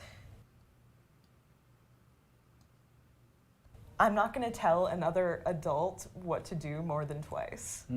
It's like, I'm not going to tell another. E. Boom. I'm not going to tell another. Oh wait. Blade. Whoops. UE. Boom. Really believe in it. Is Changed like, my life. I'm not going to tell another adult what to do more than twice. Cool. I'm gonna save there. Check in on the chat. Martin, where does your editing start? Script, storyboarding, on site? Question mark? Or on set? Well, I mean, it depends on the what you're doing. Obviously, with this is an interview. There is no script, so it's hard to think about editing something like this in terms of script.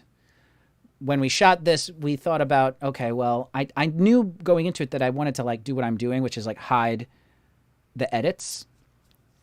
I also definitely wanted something that I kind of like had to fight for was I didn't want like me and Cody on one side and the other person on the other side, and it was like us and them and us and them, like we were interviewing them. I wanted it like a conversation where the wide shot was like us on a couch and we're all like talking to you, like you're the guest with us and we're all just on a sofa. And I didn't want the two of us, me and Cody, on one side. I just, it felt a little confrontational like this. It felt more conversational when the person could like talk to me for a little bit. I could ask a question, we're over here, and then talk to you over here a little bit. And then, you know, and then also like if she wanted to address both of us, we just gave her the direction of just like, well, just if you're going to address both of us, address the camera. Like it's okay to look at the camera because it's YouTube. So keeping that in mind, it was a little, you know, hard to like figure out where to put the cameras, you know, because theoretically you would want like a close-up of each person without anybody else. But yeah, we ended up going with this, and I think it works. I think it works in terms of like editing. And like because the angles are like kind of so drastic, when there is a jump cut and if she isn't exactly looking at the same place, like the frame changes so much that like you kind of don't really see the edit. But where does your editing start? Script, storyboarding, on site. Well, it depends on what the project is. Like I said, this is an interview. But if you're doing like a narrative fiction piece, then like, yeah, you want to have your script to be pretty well good. You want it to work on the script, in the script as good as possible. So you definitely want to edit your script. Like there might be a line that you don't need there, or, you know, you want to make sure that it's pretty tight and flows well. So like, you know, each aspect of filmmaking has its own type of editing to do. You got to edit your script. Storyboarding, that's a little bit different. I don't know if there's like editing in the storyboard. If you're going to cut a scene, then I feel like you should be able to like see it in the script and cut it. But hey, if you're the type of person that like you can't really visualize it until you have storyboards, and then you go like, oh, you know what? That scene's not working. Let's cut that. Then hey, go for it that way. You know, that's totally fine. But then, yeah, you know, when you get into editing, That's really when your editing starts, is when you start editing it. You know? So it's kind of I don't know how to answer that question. I'm not going to tell another adult what to do more than twice. Plus, at that point, it's like they know. Yeah. They're just not doing Yeah. it. Yeah, I agree, Steve. Plus, at that point, it's like they know. Yeah. They're just not doing Yeah. it. Yeah. Yeah. So, and I'll say that. I'll be that. like, hi, we've been working together all day. Plus, at that point, it's like they know. I should probably figure out a way to cut this. Is like, I'm not going to tell another adult.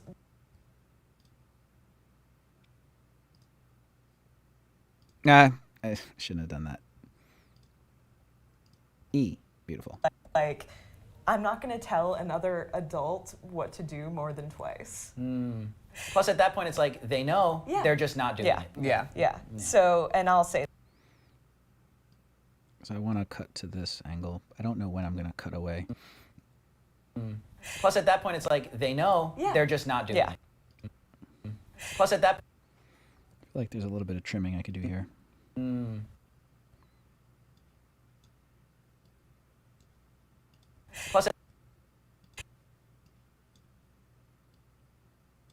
Plus, at that point, it's like. Plus, at that point, it's like.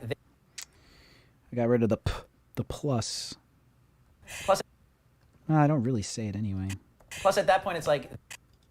I'll just go there. I cut a little too close to the bone, as I say. to do more than twice. How did you mic this interview up? We are each wearing lavalier microphones, wireless microphones. And we are recording those 3 channels to a Zoom H6, which is a 4-channel recorder. So each one of us is on our own channel. And then we synced it up in post. Yeah, I guess I synced it up. I don't remember exactly. Like, I think we definitely had a clap and stuff. But I think in a different shoot, I think what we did was we put one lavalier on, because since there are 3 cameras, we put one lavalier on one camera, one lavalier on the middle camera, and one lavalier on the third camera. And that way we didn't need the Zoom recorder. So that's one way to do it. But this one I can see that it says Zoom in the audio stuff. The audio track here says Zoom. So in this particular shoot, we use the Zoom. There are also the onboard mics on each camera, the shotgun mics, but I'm not using them at all in the audio. It's all the lavaliers. Plus, at that point, it's like they know. Yeah. They're just not doing Yeah. it. Yeah. Yeah. So, and I'll say that. I'll be that. like, hi. They're just not doing Yeah. it. Yeah. Yeah. Yeah. So, and I'll say that. I'll be that. like, I'm going to cut out that second. Yeah. Don't need it.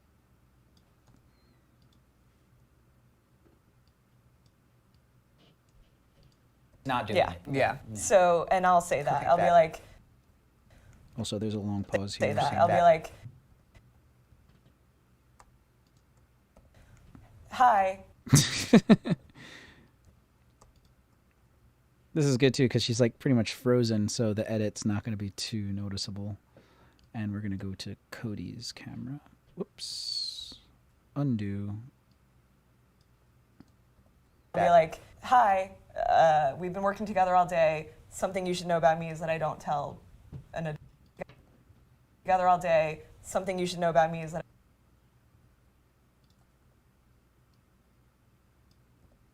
I don't tell an adult what to do more than twice. Something you should know about me is that I don't tell. I'm gonna I don't tell. do this. Cut out this pause.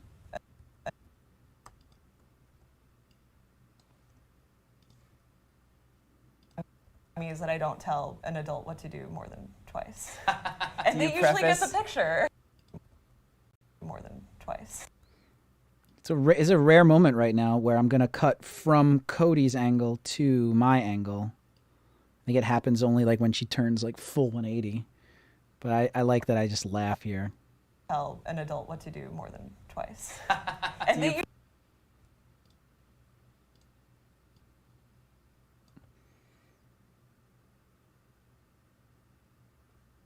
If you hover over the edit and hold Alt, does that make the roll tool come up too? If I hover over the edit and I hold Alt, no.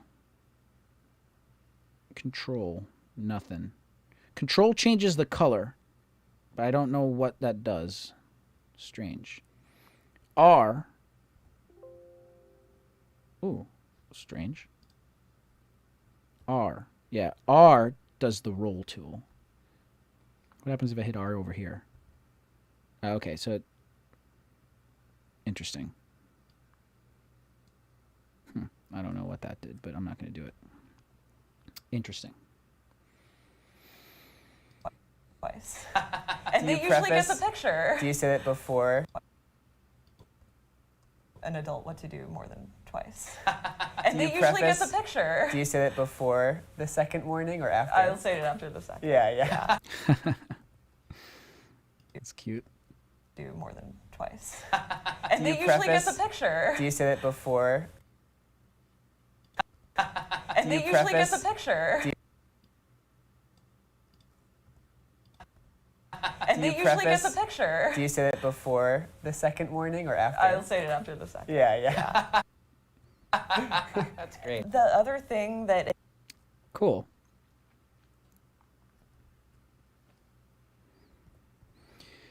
This whole time we've been editing, I think I started at like 18 minutes, and now we're at 21. So we've done 3 minutes of editing. This takes a lot of work. I think what I'm going to do is I'm going to take another pee break, and I'm going to come back and talk about photography. I want to do a little bit of that. So like, for instance, where is that? Did I bring that over here? Well, I guess I'll find it and then get it ready. But like, I want to go to that Instagram page and talk about that just so that I have it. Maybe we can chat about it, and then also have it for the trailer that I'm making for the streams in June. So I'm going to take another break to pee. I'll get that sorted out, and then I'll be right back. We'll talk about some photography. See you later, Jared. Thanks for coming in, man. That's so nice of you. And hey, we learned some stuff together, and I improved my shit, so that's awesome. All right, I'll be right back.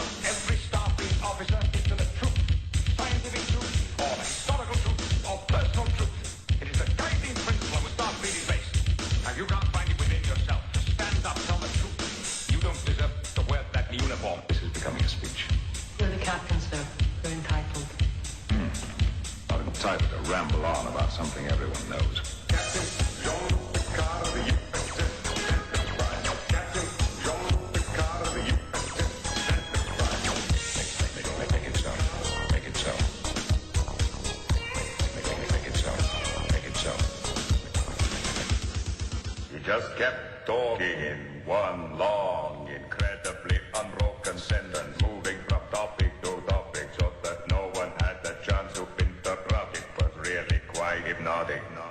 Incredibly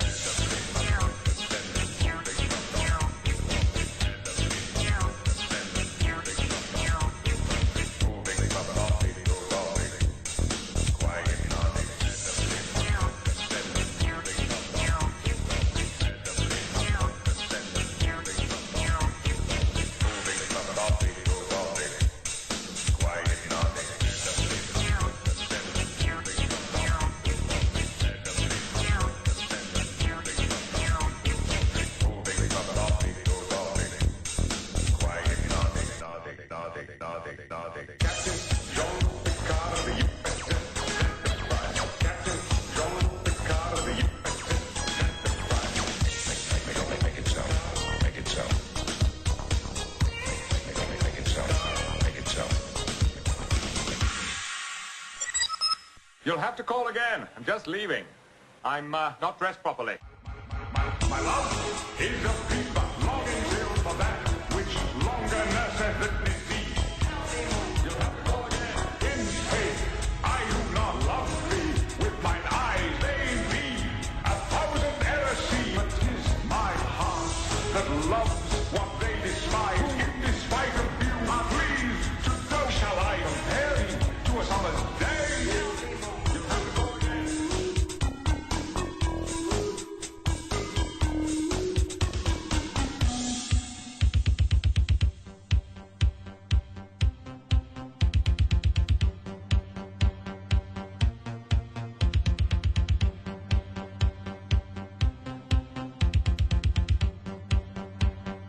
Darmok, Angelad, and Tanagra.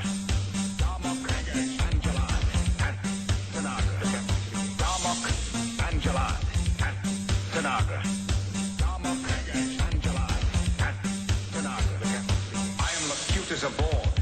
You will respond to my questions. I am Locutus as a board.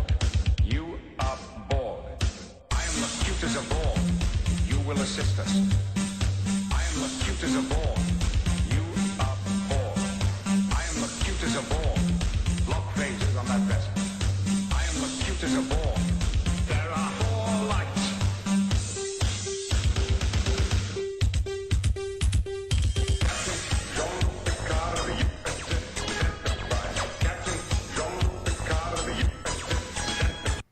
I didn't mean for y'all to see me adjusting the thing.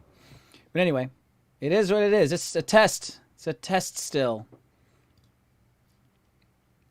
Okay, so people, hi. So what I'd like to do right now is talk about photography. And one of the things I want to do on this show is talk about photos and kind of dissect them a little bit, talk about them a little bit. We just did some filmmaking. We just did some editing. So now I want to talk about photography. So if you're in the chat, if you're still watching, please ask questions. Please chime in with anything. Please, I got to figure out how I can get like links to things, but that's another thing I got to set up. Like there's, I don't know if you're going to be able to like post links, but if you want to like post a link to like an Instagram picture or some kind of a picture that we can talk about, obviously don't do anything, I don't know, wrong. But anyway, I don't know if you are into photography, if you have a photography Instagram or to do any kind of photography stuff, I'm sure you've seen this guy's like photos in your feed or in like the search, whatever. They're pretty like, he's gotten pretty like famous. Look, he's got 2.6 million followers because of these like videos of like showing like how he did these crazy shots. Like I think they're a little, I don't want to say dumb. I just think they're a little like, I don't know. I can't explain it. They're definitely creative. They're definitely cool. They're just a little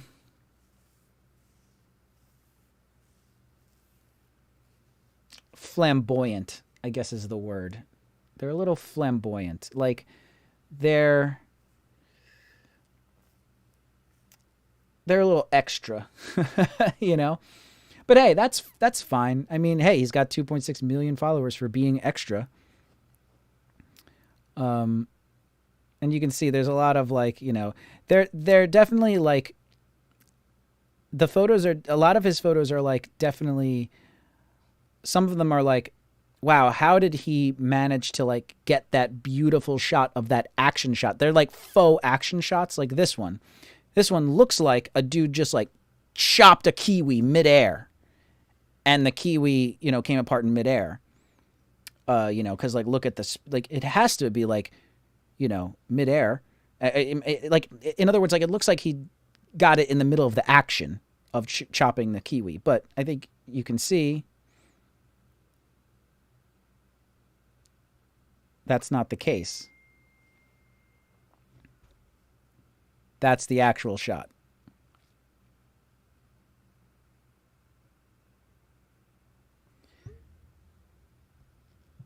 So that's cool. I mean, like, I'd like to talk to this guy. Like, you know, where does he get the ideas? You know? Because it's a good idea. You know what I mean? Like, I mean, maybe he was watching Fruit Ninja and, like, said, like, oh, I'm going to do a Fruit Ninja shot and just did that. So, oh, it's pretty cool. But, like, here's a good example. Like, how did he get the shot? And, like, I want to try to, like, dissect this a little bit. I want to try to talk about, like, what his potential, like, f-stop was and, like, the camera settings and things like that. So the first thing I'm noticing about the image is that, yes, he is out of focus back here, but he's not that out of focus. He's relatively not, he's not blurred that much. And obviously you don't want the background to be like so out of focus that you don't know what's happening. You want to see that it's a guy standing there, you know, making the cut. It's also not completely deep focus. He's not like crystal clear, because that might look strange. That might look like a guy with just like a giant hand and giant kiwis. The fact that he's out of focus kind of pushes him more into the background. So if I had to take a guess, I would say that this is probably like an f4, an f5.6, maybe an f8, maybe f11. If it was too wide open, if it was like f2.8 or f1.4, like he would be like way more blurred. It's also possible that he blurred him in post. I think his photos definitely have a lot of post processing. He definitely puts filters, that he put a vignette on it. He definitely does a lot of work in post too. So he might have done a little bit of extra blurring on him, but probably not, because you can see that the mist here is pretty much in focus, although some of them might be out of focus. So that's my guess about the f-stop, is that it's f4, maybe f5, 6, anywhere between f4 and f11, depending on the focal length. And that's one thing too, like focal length. You kind of need to be pretty wide. If you're going to be so close to the kiwi and still see the kiwis, you probably have a pretty wide angle lens, and this shot is probably cropped in. I would imagine that he cropped, like the raw photo has a lot more around the edges, but we'll never know that. I wish I could pause. Can I pause? Yeah, you can pause, except the stupid play button comes in. So, yeah, so you can see here, pretty wide angle lens. You can tell because the glass on the end here is pretty curvy. So if I had to guess, that's like a 14 millimeter, maybe even more. Maybe it is a fisheye. I'm not sure. So f4 to f11-ish, probably around f8, maybe we'll say. I have to imagine that, like, in the raw photo, it's a little bit wider and you see the forks. So I imagine that when he took the photo, you're going to see the forks, and so he would have had to have cropped them out in post. Yeah. Shutter speed. Now let's think about shutter speed. Now, to stop mist, that mist is going pretty fast. It shoots out, you know, although I'm sure they had it shoot up and then kind of rain down. So that might be moving a little bit slower. But it's probably a pretty fast shutter speed, because in order to stop those drops in midair, they do have a little bit of motion blur to them. So it's not the fastest shutter speed, but they are relatively stopped in midair. So if I had to take a guess, I'd say 250, 1/250th of a second.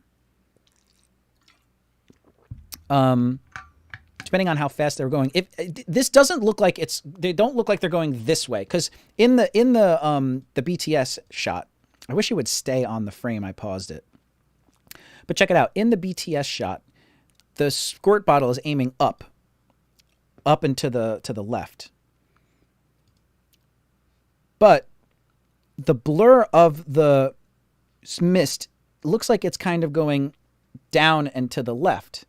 So I think eventually he had the squirter kind of shoot more up and then have the mist come down.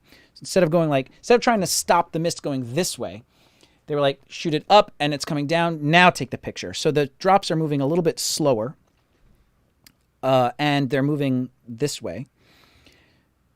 So just my guess is that it's around 250th of a second. Maybe more, maybe 400th of a second, 1/400th of a second.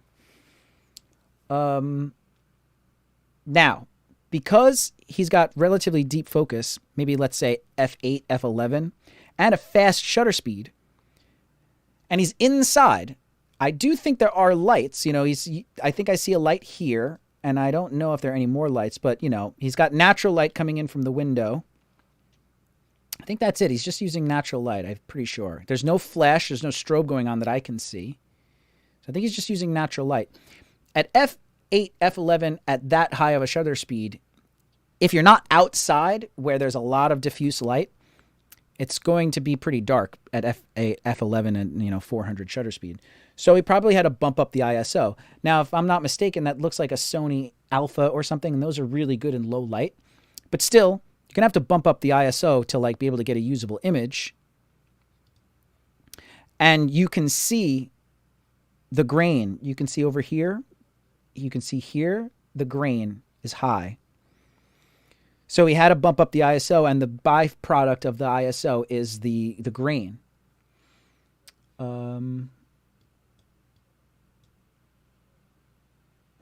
Your camera is bouncing around a bit. Oh yeah, my camera's bouncing like that. Yeah, I'm gonna try and fix that for the future streams. It's hard to explain why that's doing that, but thank you for letting me know. That'll be something I work on. I should have had a notepad with notes, but I have at least 2 main notes in my brain right now. I will adjust that. What does NB mean? No biggie, but your camera is bouncing around. So anyway, so yeah, that's my guess for that one. 14 millimeter lens, I'm assuming. I'm assuming it's cropped in a bit. You can see I think it is a fisheye. So I'm assuming that, like, the raw photo had a lot more in the frame, but he cropped in on it. About f8, maybe f11, my guess, and maybe 400 shutter speed. Put a little vignette on it. That's a good way to trick that it's a cropped photo. So, like, with a fisheye, you're going to get kind of natural vignetting around the edges, but if you crop in, you lose that. So he cropped in and then added a post vignette to make it seem like it's not cropped in. That's a good trick that I've done too. Yeah. Trying to think if there's anything else to talk about this photo. One thing that's interesting to think about is if he really did this, like if he really got a shot, if the guy actually chopped the kiwi in real life, you can see the mist is blurred from the motion. So theoretically, the mist is moving pretty slow. A knife moving fast enough to chop a kiwi in half is going to be moving pretty fast. As fast, if not faster, than the mist. So in reality, there should be about the same amount of motion blur on the kiwi and the knife than there is of the mist there, the rain. So that's kind of a telltale that this is like a still image, and that's one of the reasons why the photos are a little strange to me. There is this like extra reality kind of layer to this guy's photos. They don't seem real, you know. But that's his style. I don't want to knock his style. It's cool. But yeah. I guess it would be way too hard to actually get that perfect of a shot with the person actually doing the cutting. And also it's not that safe either. NB, abbreviation for the Latin phrase nota bene, meaning note well. It is used to emphasize an important point. Cool. Nota bene. Well, gracias. It's horrible. Okay, let's move on to another one. Let's see. Okay, let's do this one. This guy, Jordy, he really loves having something along the edge of the picture. He likes framing the picture with some sort of prop. This one's on fire. Let's take a look at the BTS. I don't know how to mute that. Well, whatever. You're going to have to deal with it for a minute.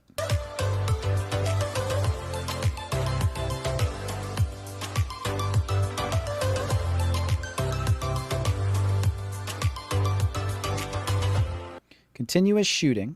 Use a filter to protect your lens. Okay, so he's taking rapid shots. Brrr, smart.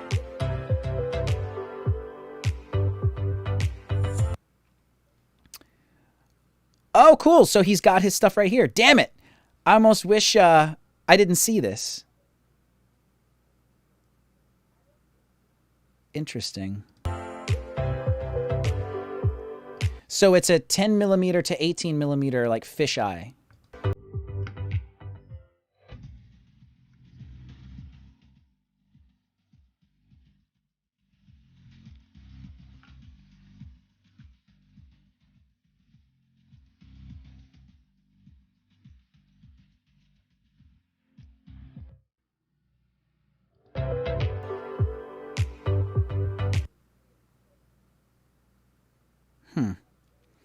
It's kind of dubious that it's f4, to be honest. But I don't know that lens very well, and wide-angle lenses do tend to do that. So, like with a wide-angle lens, anything that's like maybe 10 feet away and then past that is usually in focus, no matter what f-stop you're at. It's really hard to blur. It's really hard to have like depth of field with a wide-angle lens once you get a certain distance away. So like even if you're like f like 2.8, if something is like 10 to 15 feet away from a super wide angle lens at that f-stop, then that point on is usually in focus. But the dubious thing about it is you'd think that at f4 the fire, the paper specifically, would be much more out of focus, but maybe not. I mean, I don't know that lens very well, so it seems pretty okay. The shutter being 1/6400th of a second makes sense because the fire is like pretty stopped. There is no like motion blur to the fire. Although it's hard to tell, like fire doesn't really, you can't really stop fire too much. There's always like a weird look with fire. I think he must have also had to in post kind of like maybe darken this because, you know, fire emits light. So the fire is going to like light up the paper as well as burn it. So I would imagine he went in and kind of like burned this, burned it a little bit on the edges. Let's go back to the main shot. Yeah. It's pretty cool. I mean, it's cool. I mean, why is there a burning piece of paper other than it's like, it's cool for the sake that it's cool. You know what I mean? Like burning fire newspaper has nothing to do with a road and a guy sitting on a car. It's just like cool for the sake of being cool, which is okay. That's totally fine. Travis Bastian. I got into film and photography because of your video. Awesome. That's amazing. I love hearing stuff like that. That's so cool. Which video? The DSLR basic settings tutorial? If so, that's awesome. Have you watched the light meter tutorial one? I hope so. Let me know you're still watching, Travis, and I'll give you the spiel I've been giving to everybody. Okay, let's move on. Let's move on to something else. So let's take a look at this one. That's pretty cool. See, this one at least is thematic. It's like a girl in love has a rose, and now this could be her like emotions, you know, her emotions are spiraling. It's a spiral of love, you know. So that's pretty cool. At least it's like thematic. Yes, it was that one. I've watched all your videos. I'm 22 and from the Bahamas. You should review my images. Do you have an Instagram? Give me your Instagram. I'll do it right now.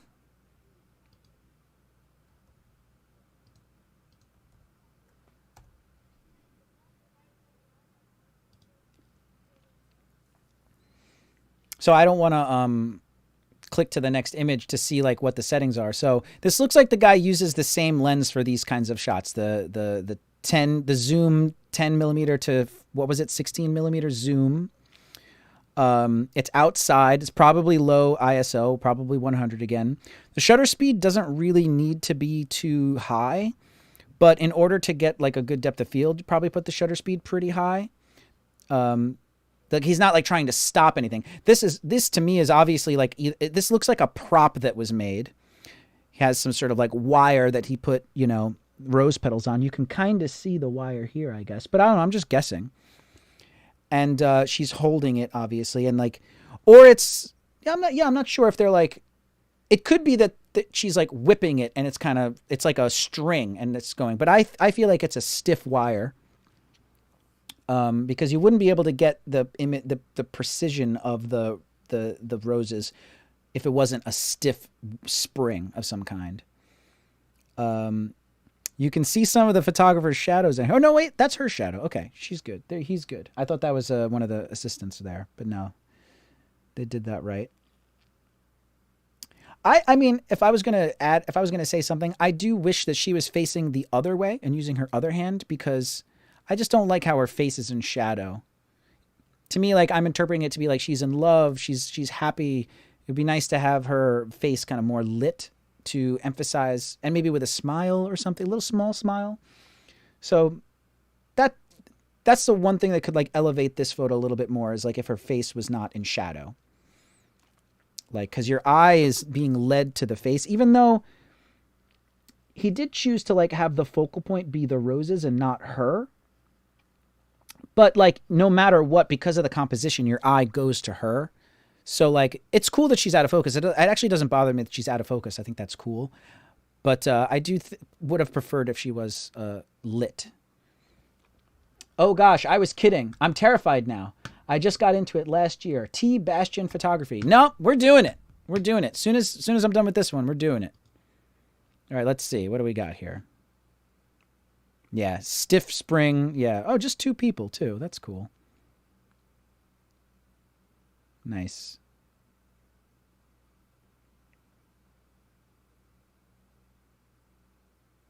Cool. You could also tell that this photo, this behind the scenes was filmed at a different time, because the shadow here is facing this way, and yet in this shot it's facing that way. And the trees, you know, they did it. I don't know why there was that discrepancy there. Maybe he was waiting for the light. I'm not sure. So it looks like maybe at least an hour later is when they actually got the photo. Seems strange that they would wait that long, but whatever. Who knows? Okay, they're not talking about. They're not showing the settings. It does look like he has an ND filter on his lens. So an ND filter is a neutral density filter. It's like putting sunglasses on. So he was probably doing that so that he could open up the aperture a little bit more. Doesn't look like the same fisheye lens.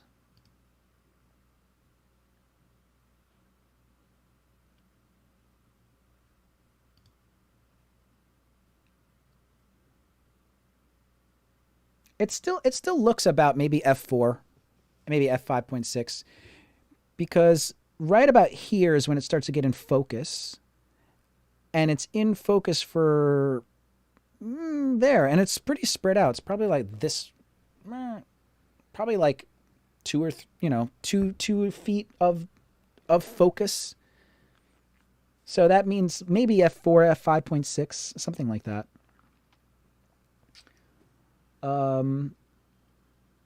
Yeah. I'm trying to think if there's anything else. Yeah. That one thing I wish the face was lit up more. But all right. We're putting your money where your mouth is. TBASTIAN. Photography. There he is. What's up, Travis? Said you're in the Bahamas? That's cool. Nice shot. Nice portrait. Looks good. You might want to edit out that little light there. That bugs me. I mean, it's cool that there's like a light back there, but like it's all black, and like from far away, it just looks like a golf ball kind of hit you. So I would go in there and just paint that black. But anyway, lifestyle, portrait, fashion, and wedding, based in Nassau, the Bahamas. I've been to Nassau. I have a funny story about Nassau. So I went on a cruise with my mom and dad and brother for my parents' like anniversary. Must have been their 40th, because it was about 10 years ago. And we get to NASA and we take the little shuttle to like because they parked the boat like kind of far away, so we got into like another shuttle boat that like took us to like the island, and we get off the island, and it's all like Starbucks and Johnny Rockets and stuff like that, and I didn't want that. I wanted to soak in the culture. So I was getting hungry, and we were walking back to the ship, and I remember where the shuttle boat docked. There was a guy there, like a street food guy. He was cooking like out of a grill, a Bahamian guy, I guess. And I was like, that's the food I want to eat. So I went up to the street vendor and I was like, what have you got? And he's like, we got some bonefish. I was like, I'll have one, please. And he slaps the whole fish on a plate with this rice, gave me the platter, and I ate it all in the shuttle boat going back to the cruise ship. And it was so friggin' good. I even ate the eyeball of the fish. I mean, I was picking bones out of it. It was bonefish. There was a lot of bones, but it was so good. Way better than anything I could have gotten at like Johnny Rockets. It's like, I want Bahamian food. I don't want Johnny Rockets. I can have Johnny Rockets anywhere in the States. I want local food. So if you're out there, bonefish guy, it was so good. That's the Bahamian charm. Hell yeah. That guy was so nice, and the food was incredible. The rice was great. The fish was so tasty. Oh, my God. Anyway, I mean, off the bat, dude, looks great, man. You look great. You're telling me that you got started from photography because of me, or I helped you learn? These look great. Let's pick this one. Let's go with this one. Okay, so right away, I can tell heavy Photoshop. You might want to work on being a little bit more subtle with your retouching, because it's very noticeable. I'm not a very good retoucher. I wouldn't take any advice from me, but I look at it, and as a photographer, I instantly know that, like, you know, you did some wrinkles under here, and like there's a lot of work on her face and stuff like that. So it looks great. Most people won't notice, but it just seems very heavily retouched. So I don't know. She probably liked it. You probably did it for her, and she probably loves it. So whatever. But in terms of like fine art, maybe, or just, you know, portraits in general, like flaws are okay. People have flaws on their face. And it's the flaws that make them unique. So I would just be a little bit more subtle, and I wouldn't go so hard with the retouching. But I mean, damn, look at the bokeh. This is probably a really good lens. I could be wrong, but I really like the bokeh on this. If I had a guess, this is an 85 millimeter 1.2. You're probably pretty open. f2, f2.8, somewhere around there. The lighting looks great. I wish I could zoom in. I can't tell if this is flash or not, which is a good thing. I don't think it was a flash. It might have been a flash, but more than likely it was a reflector. And she's got a little bit of hot spot on her head, but that's cool. I like that. A little bit of top light coming through the leaves. A little bit of dapple on her shoulders from the leaves, which I love. That looks cool. Yeah. Digging it. Let me know if I got it, if you remember your settings for this shot, Travis. But yeah. The pose is cool too. I think the pose is cool. It definitely shows off her nails, which look great. You know, pose is cool. I don't know if you say like what photo shoot model, Canon, melanin. That's cool. Yeah, if you're doing Canon, like that looks like it's an 85, the 85 1.2, a very expensive lens. It's like a $2,000 lens. I could be wrong. I don't know. Let's see what else we got here. 50 millimeter 1.8 shooting at f2. That's my favorite f-stop, f2. 50 millimeter 1.8. Okay, cool. So not the super expensive lens. You tricked me, but that's great. This one's cool too. Normally, I don't like photos where the head is like directly in the middle. Although this isn't directly in the middle, it's a little above center. Because to me, that just bugs me, but that's another thing. But if done purposefully, then Yeah, it's good. I don't know what's going on up here. It looks like you might have a filter on the lens. I'm not sure. Maybe you did a little post-processing back here. But the backlight looks great on her here. This is a great... You definitely understand, like, the lighting, which is cool. Did you have a flash, or were you using reflector? Looks great, man. Yeah, this is overall, like, this is excellent. Like, overall, really, really good. Like, this is pro stuff. This is pro and legit. There's not much to pick apart here.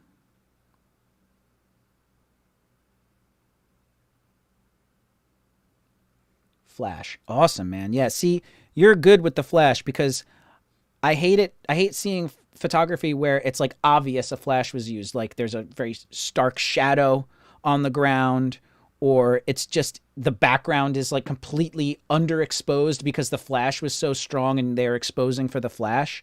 So you understand how to use the flash correctly.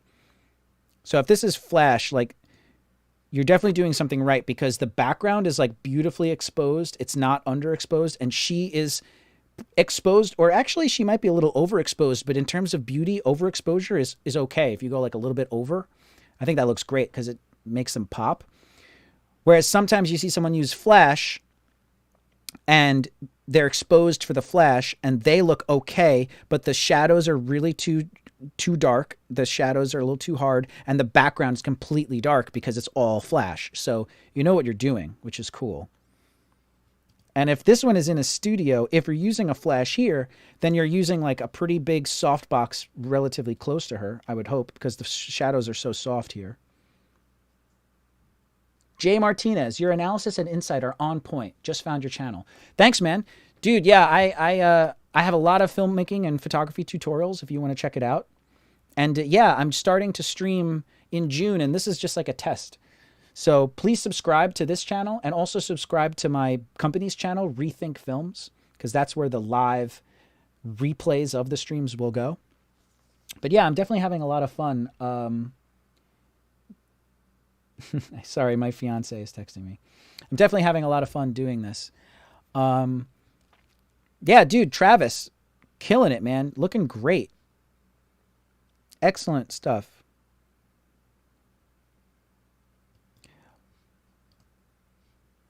That's cool. A little flare happening. I like that. See, this one doesn't look overly photoshopped to me. You know? It is, but it's not overly done. Do you have a softbox on your flash? What else do you do? With these ones, I just started learning retouching. Stay tuned for the new stuff. Oh, cool. Awesome, man. Yeah, I'm not even like the biggest... I'm not that good at retouching. I'm a film person. I'm not like a photographer editor. But, yeah. Like, I can tell just from the thumbnail that there's a lot of face work done on this one. So I would just say, yeah, for the future, if you're already doing it, like, figure out how to be a little bit more subtle about it. I don't know how, but, like,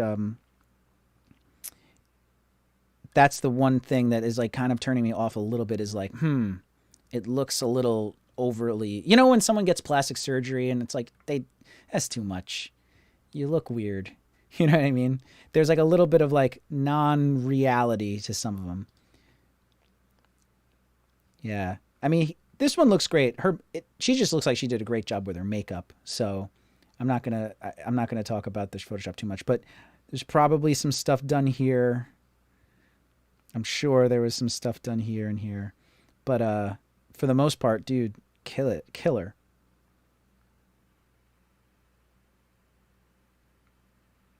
Yeah, man, really good.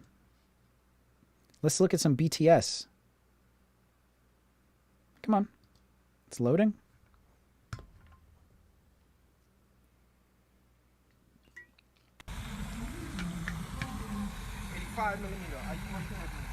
Lumiere by Kenzie. Nice. Oh, I wanted to pause it. Okay, cool. I can do it. Nice. So you got a reflector mounted to a stand. That's good. That's some gear right there. That's to get a little bit of bounce and get up under the chin area. Very smart. The flash is a pretty large softbox that's close to the subject. Once again, also excellent because the closer, that's the tutorial I want to do about hard light and soft light. The closer the source is and the larger the source is, the softer the shadows are, which is great. So already excellent.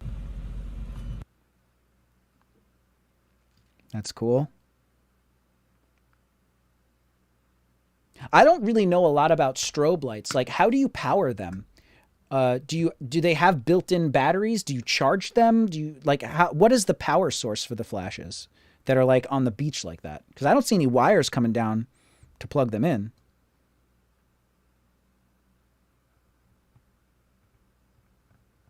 Nice, very good. Getting down low on her eye level, very good. Whoops. Ooh, I get to see the camera. Got a wireless shutter release. It's a good camera. That looks like a 5D Mark III. Could be a 7D Mark II, but it looks like a 5D Mark III. Good camera. Could be a 5D Mark IV. 90 weeks ago. Nah, if it's 90 weeks ago, then it's a 5D Mark III. You got the drone going too? Nice. It's a good lens. Looks like a 70 to 200 2.8, or it could be the 70 to 200 f4. Nice little studio setup there. That's good.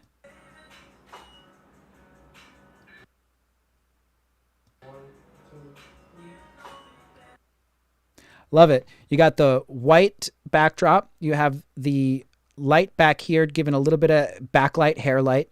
Large, soft source, pretty close for the soft shadows. Excellent. I can't see anything else, but that looks good. Looks like a good setup.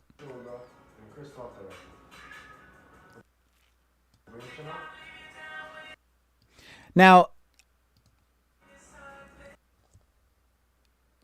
here's a little something. Now, you might 5D Mark III. Sorry, I was right. So in this situation, it sucks because I have to like keep my mouse paused. Now in this situation, you're going a little non-typical here. Typically, I'll address the camera. So typically, like, so I have the light to my left here, right? So usually in a beauty portrait, you want to have the subject's face towards the light, like this, right at the light. You can see here, she's facing away from the light. So she's going to have shadows on her left side. I'm not saying this is bad. You might have already done some the other way. You might have already gotten some where she was facing the other way going this way. And just for variety's sake, you want to get the other side too, because you want a lot of options. Totally fine. But if we just pretend that that didn't happen, normally what you want to do is you want to have basically flip her around the other way. Have her face the other direction so the light is shooting across the chest this way and the face at the light source so that all of the shadows fill in. And what's cool is when you're cross shooting with the chest like this, you're actually creating shadows on the clothes. So like with wedding photography, a lot of the time they have a lot of lace work, a lot of beading. If you were to light the beads and the lace from the front, you lose the texture because there's no shadows. It's hard to tell that there's any texture there.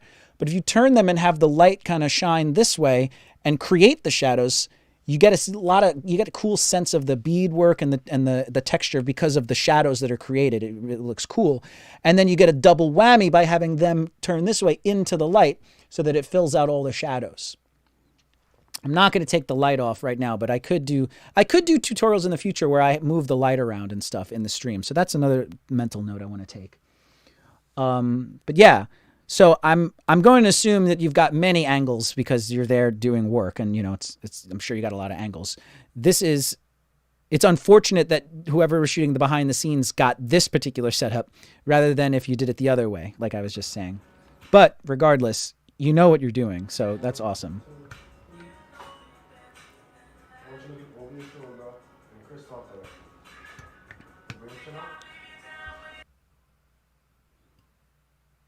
Yoga. Nice. Let's move. There they go. Nice. Nice. Cool, man. Looks like you're having fun. I imagine that might have been tough to take photos at because it's such a large place. You probably have to set up lights, like, you know, your flash around the edges. And in a place like that, you're not going to let it bounce. And so it's going to be hard to, like, light up the whole scene. So I'm sure the photos at that were kind of difficult, but I'm sure you did a good job.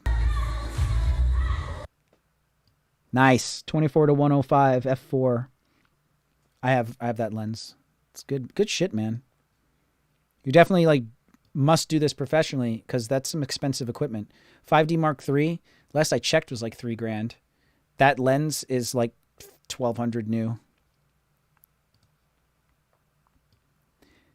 I can't tell if that's the f4 or if that's the f2.8. Might be the f4. It's about $1,000. Nice. Oh, cool. So this is one of the photos I was looking at. Nice.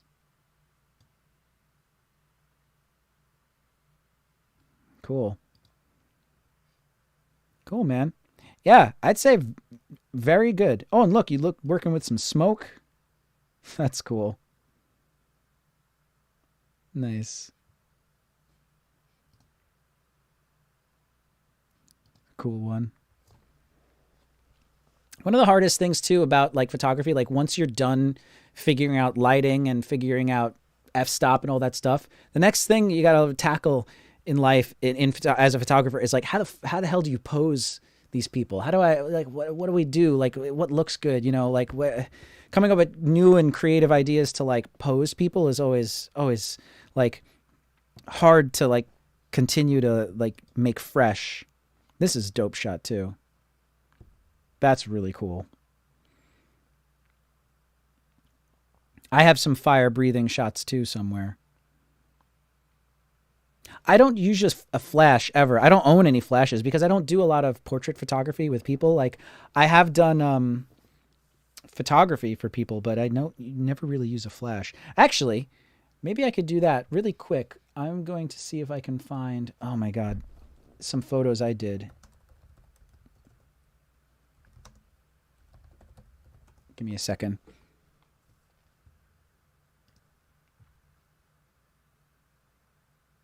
Okay, so check this out. So this is a guy I know who's a lawyer. A couple of years ago, he hired me to take photos of him and his business partner for his law firm. This is one of the portraits. And I think if they still have it. Let me see. Come on. Yeah, here's another one I did. So this is a photo I took. I think that photo looks great. Let's see. I think yeah, here's another good one. Nice. This is what they wanted too. This is like what they wanted. That's in front of a courthouse. Let's see what else we got here. Oh, so it's just those three. Cool. So you can see Gary's a little out of focus in that one.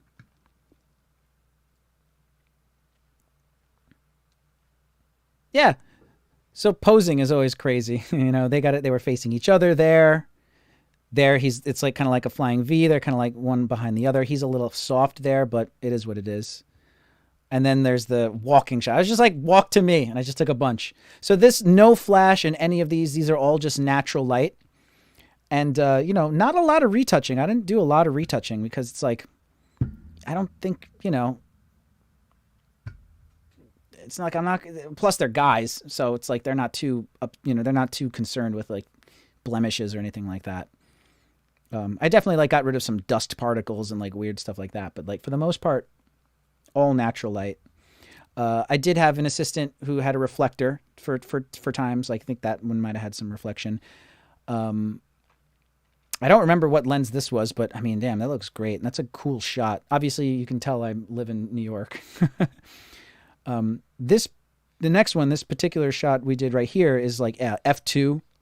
Look how blurred the background is. Yeah, I rented a 85 millimeter 1.2 lens, the L series. I was very happy with that. Let me see. I did not take this photo. I took this photo of Gary. I took this photo the same day. I did not meet her. But like these are like your classic portrait lens. So this is, yeah, 85 millimeter 1.2 lens, the L lens, and I shot that at probably f2. I mean, look at that bokeh back here. Look at that the hexagon or the octagon out of focus back there. That's great. I love that. This one, I don't know, the lighting was good next to this wall, and we just had him go up against the wall. And I, once again, the f2. See, the light was coming from his right, so I tried to get him to go a little bit face to the right just to get a little less shadowy for that one. I didn't take this one, so I don't know about that one. And yeah.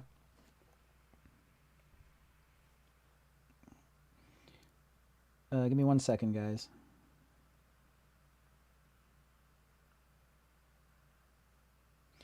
I think I'm actually going to end it. Chris S. I do all music photography and rarely use a flash, only on occasions for backup stage footage. That's cool. Chris, do you have an Instagram? Well, I don't really have time. I actually have to get going. My fiance is waiting for me to move the car. So, yeah, this was so much fun. I'm very happy to have done this. Thanks for being here with me. Chris, what I want you to do, Chris, is I want you to, in June, Mondays and Wednesdays, I'm going to be streaming this again. Please come back.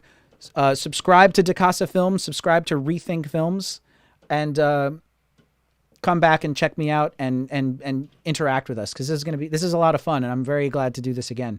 Earlier in the stream, I was doing some editing on Premiere, and then we jumped to talking about photography, breaking it down, and just like analysis and stuff. So it's been a lot of fun. I'm going to switch to this just to say goodbye. This was so much fun. Thank you so much for being here. Look at my green screens. There we go. So please stay tuned on DiCasaFilm for future streams. We're going to be doing it starting in June, Mondays and Wednesdays at 6 p.m. Eastern Time. And then the full replay of the stream will be posted onto the Rethink Films YouTube page in case you miss it. And then we're going to be working on tutorials. And then when they're done, they'll be live on DiCasaFilm. And we're also streaming over on Twitch at the Rethink Films Twitch account. So hi to everybody over there in the Twitch land. So once again, thank you so much. I hope to see you again in June. And until then, thanks for watching. Thanks for subscribing. Happy filmmaking. Peace.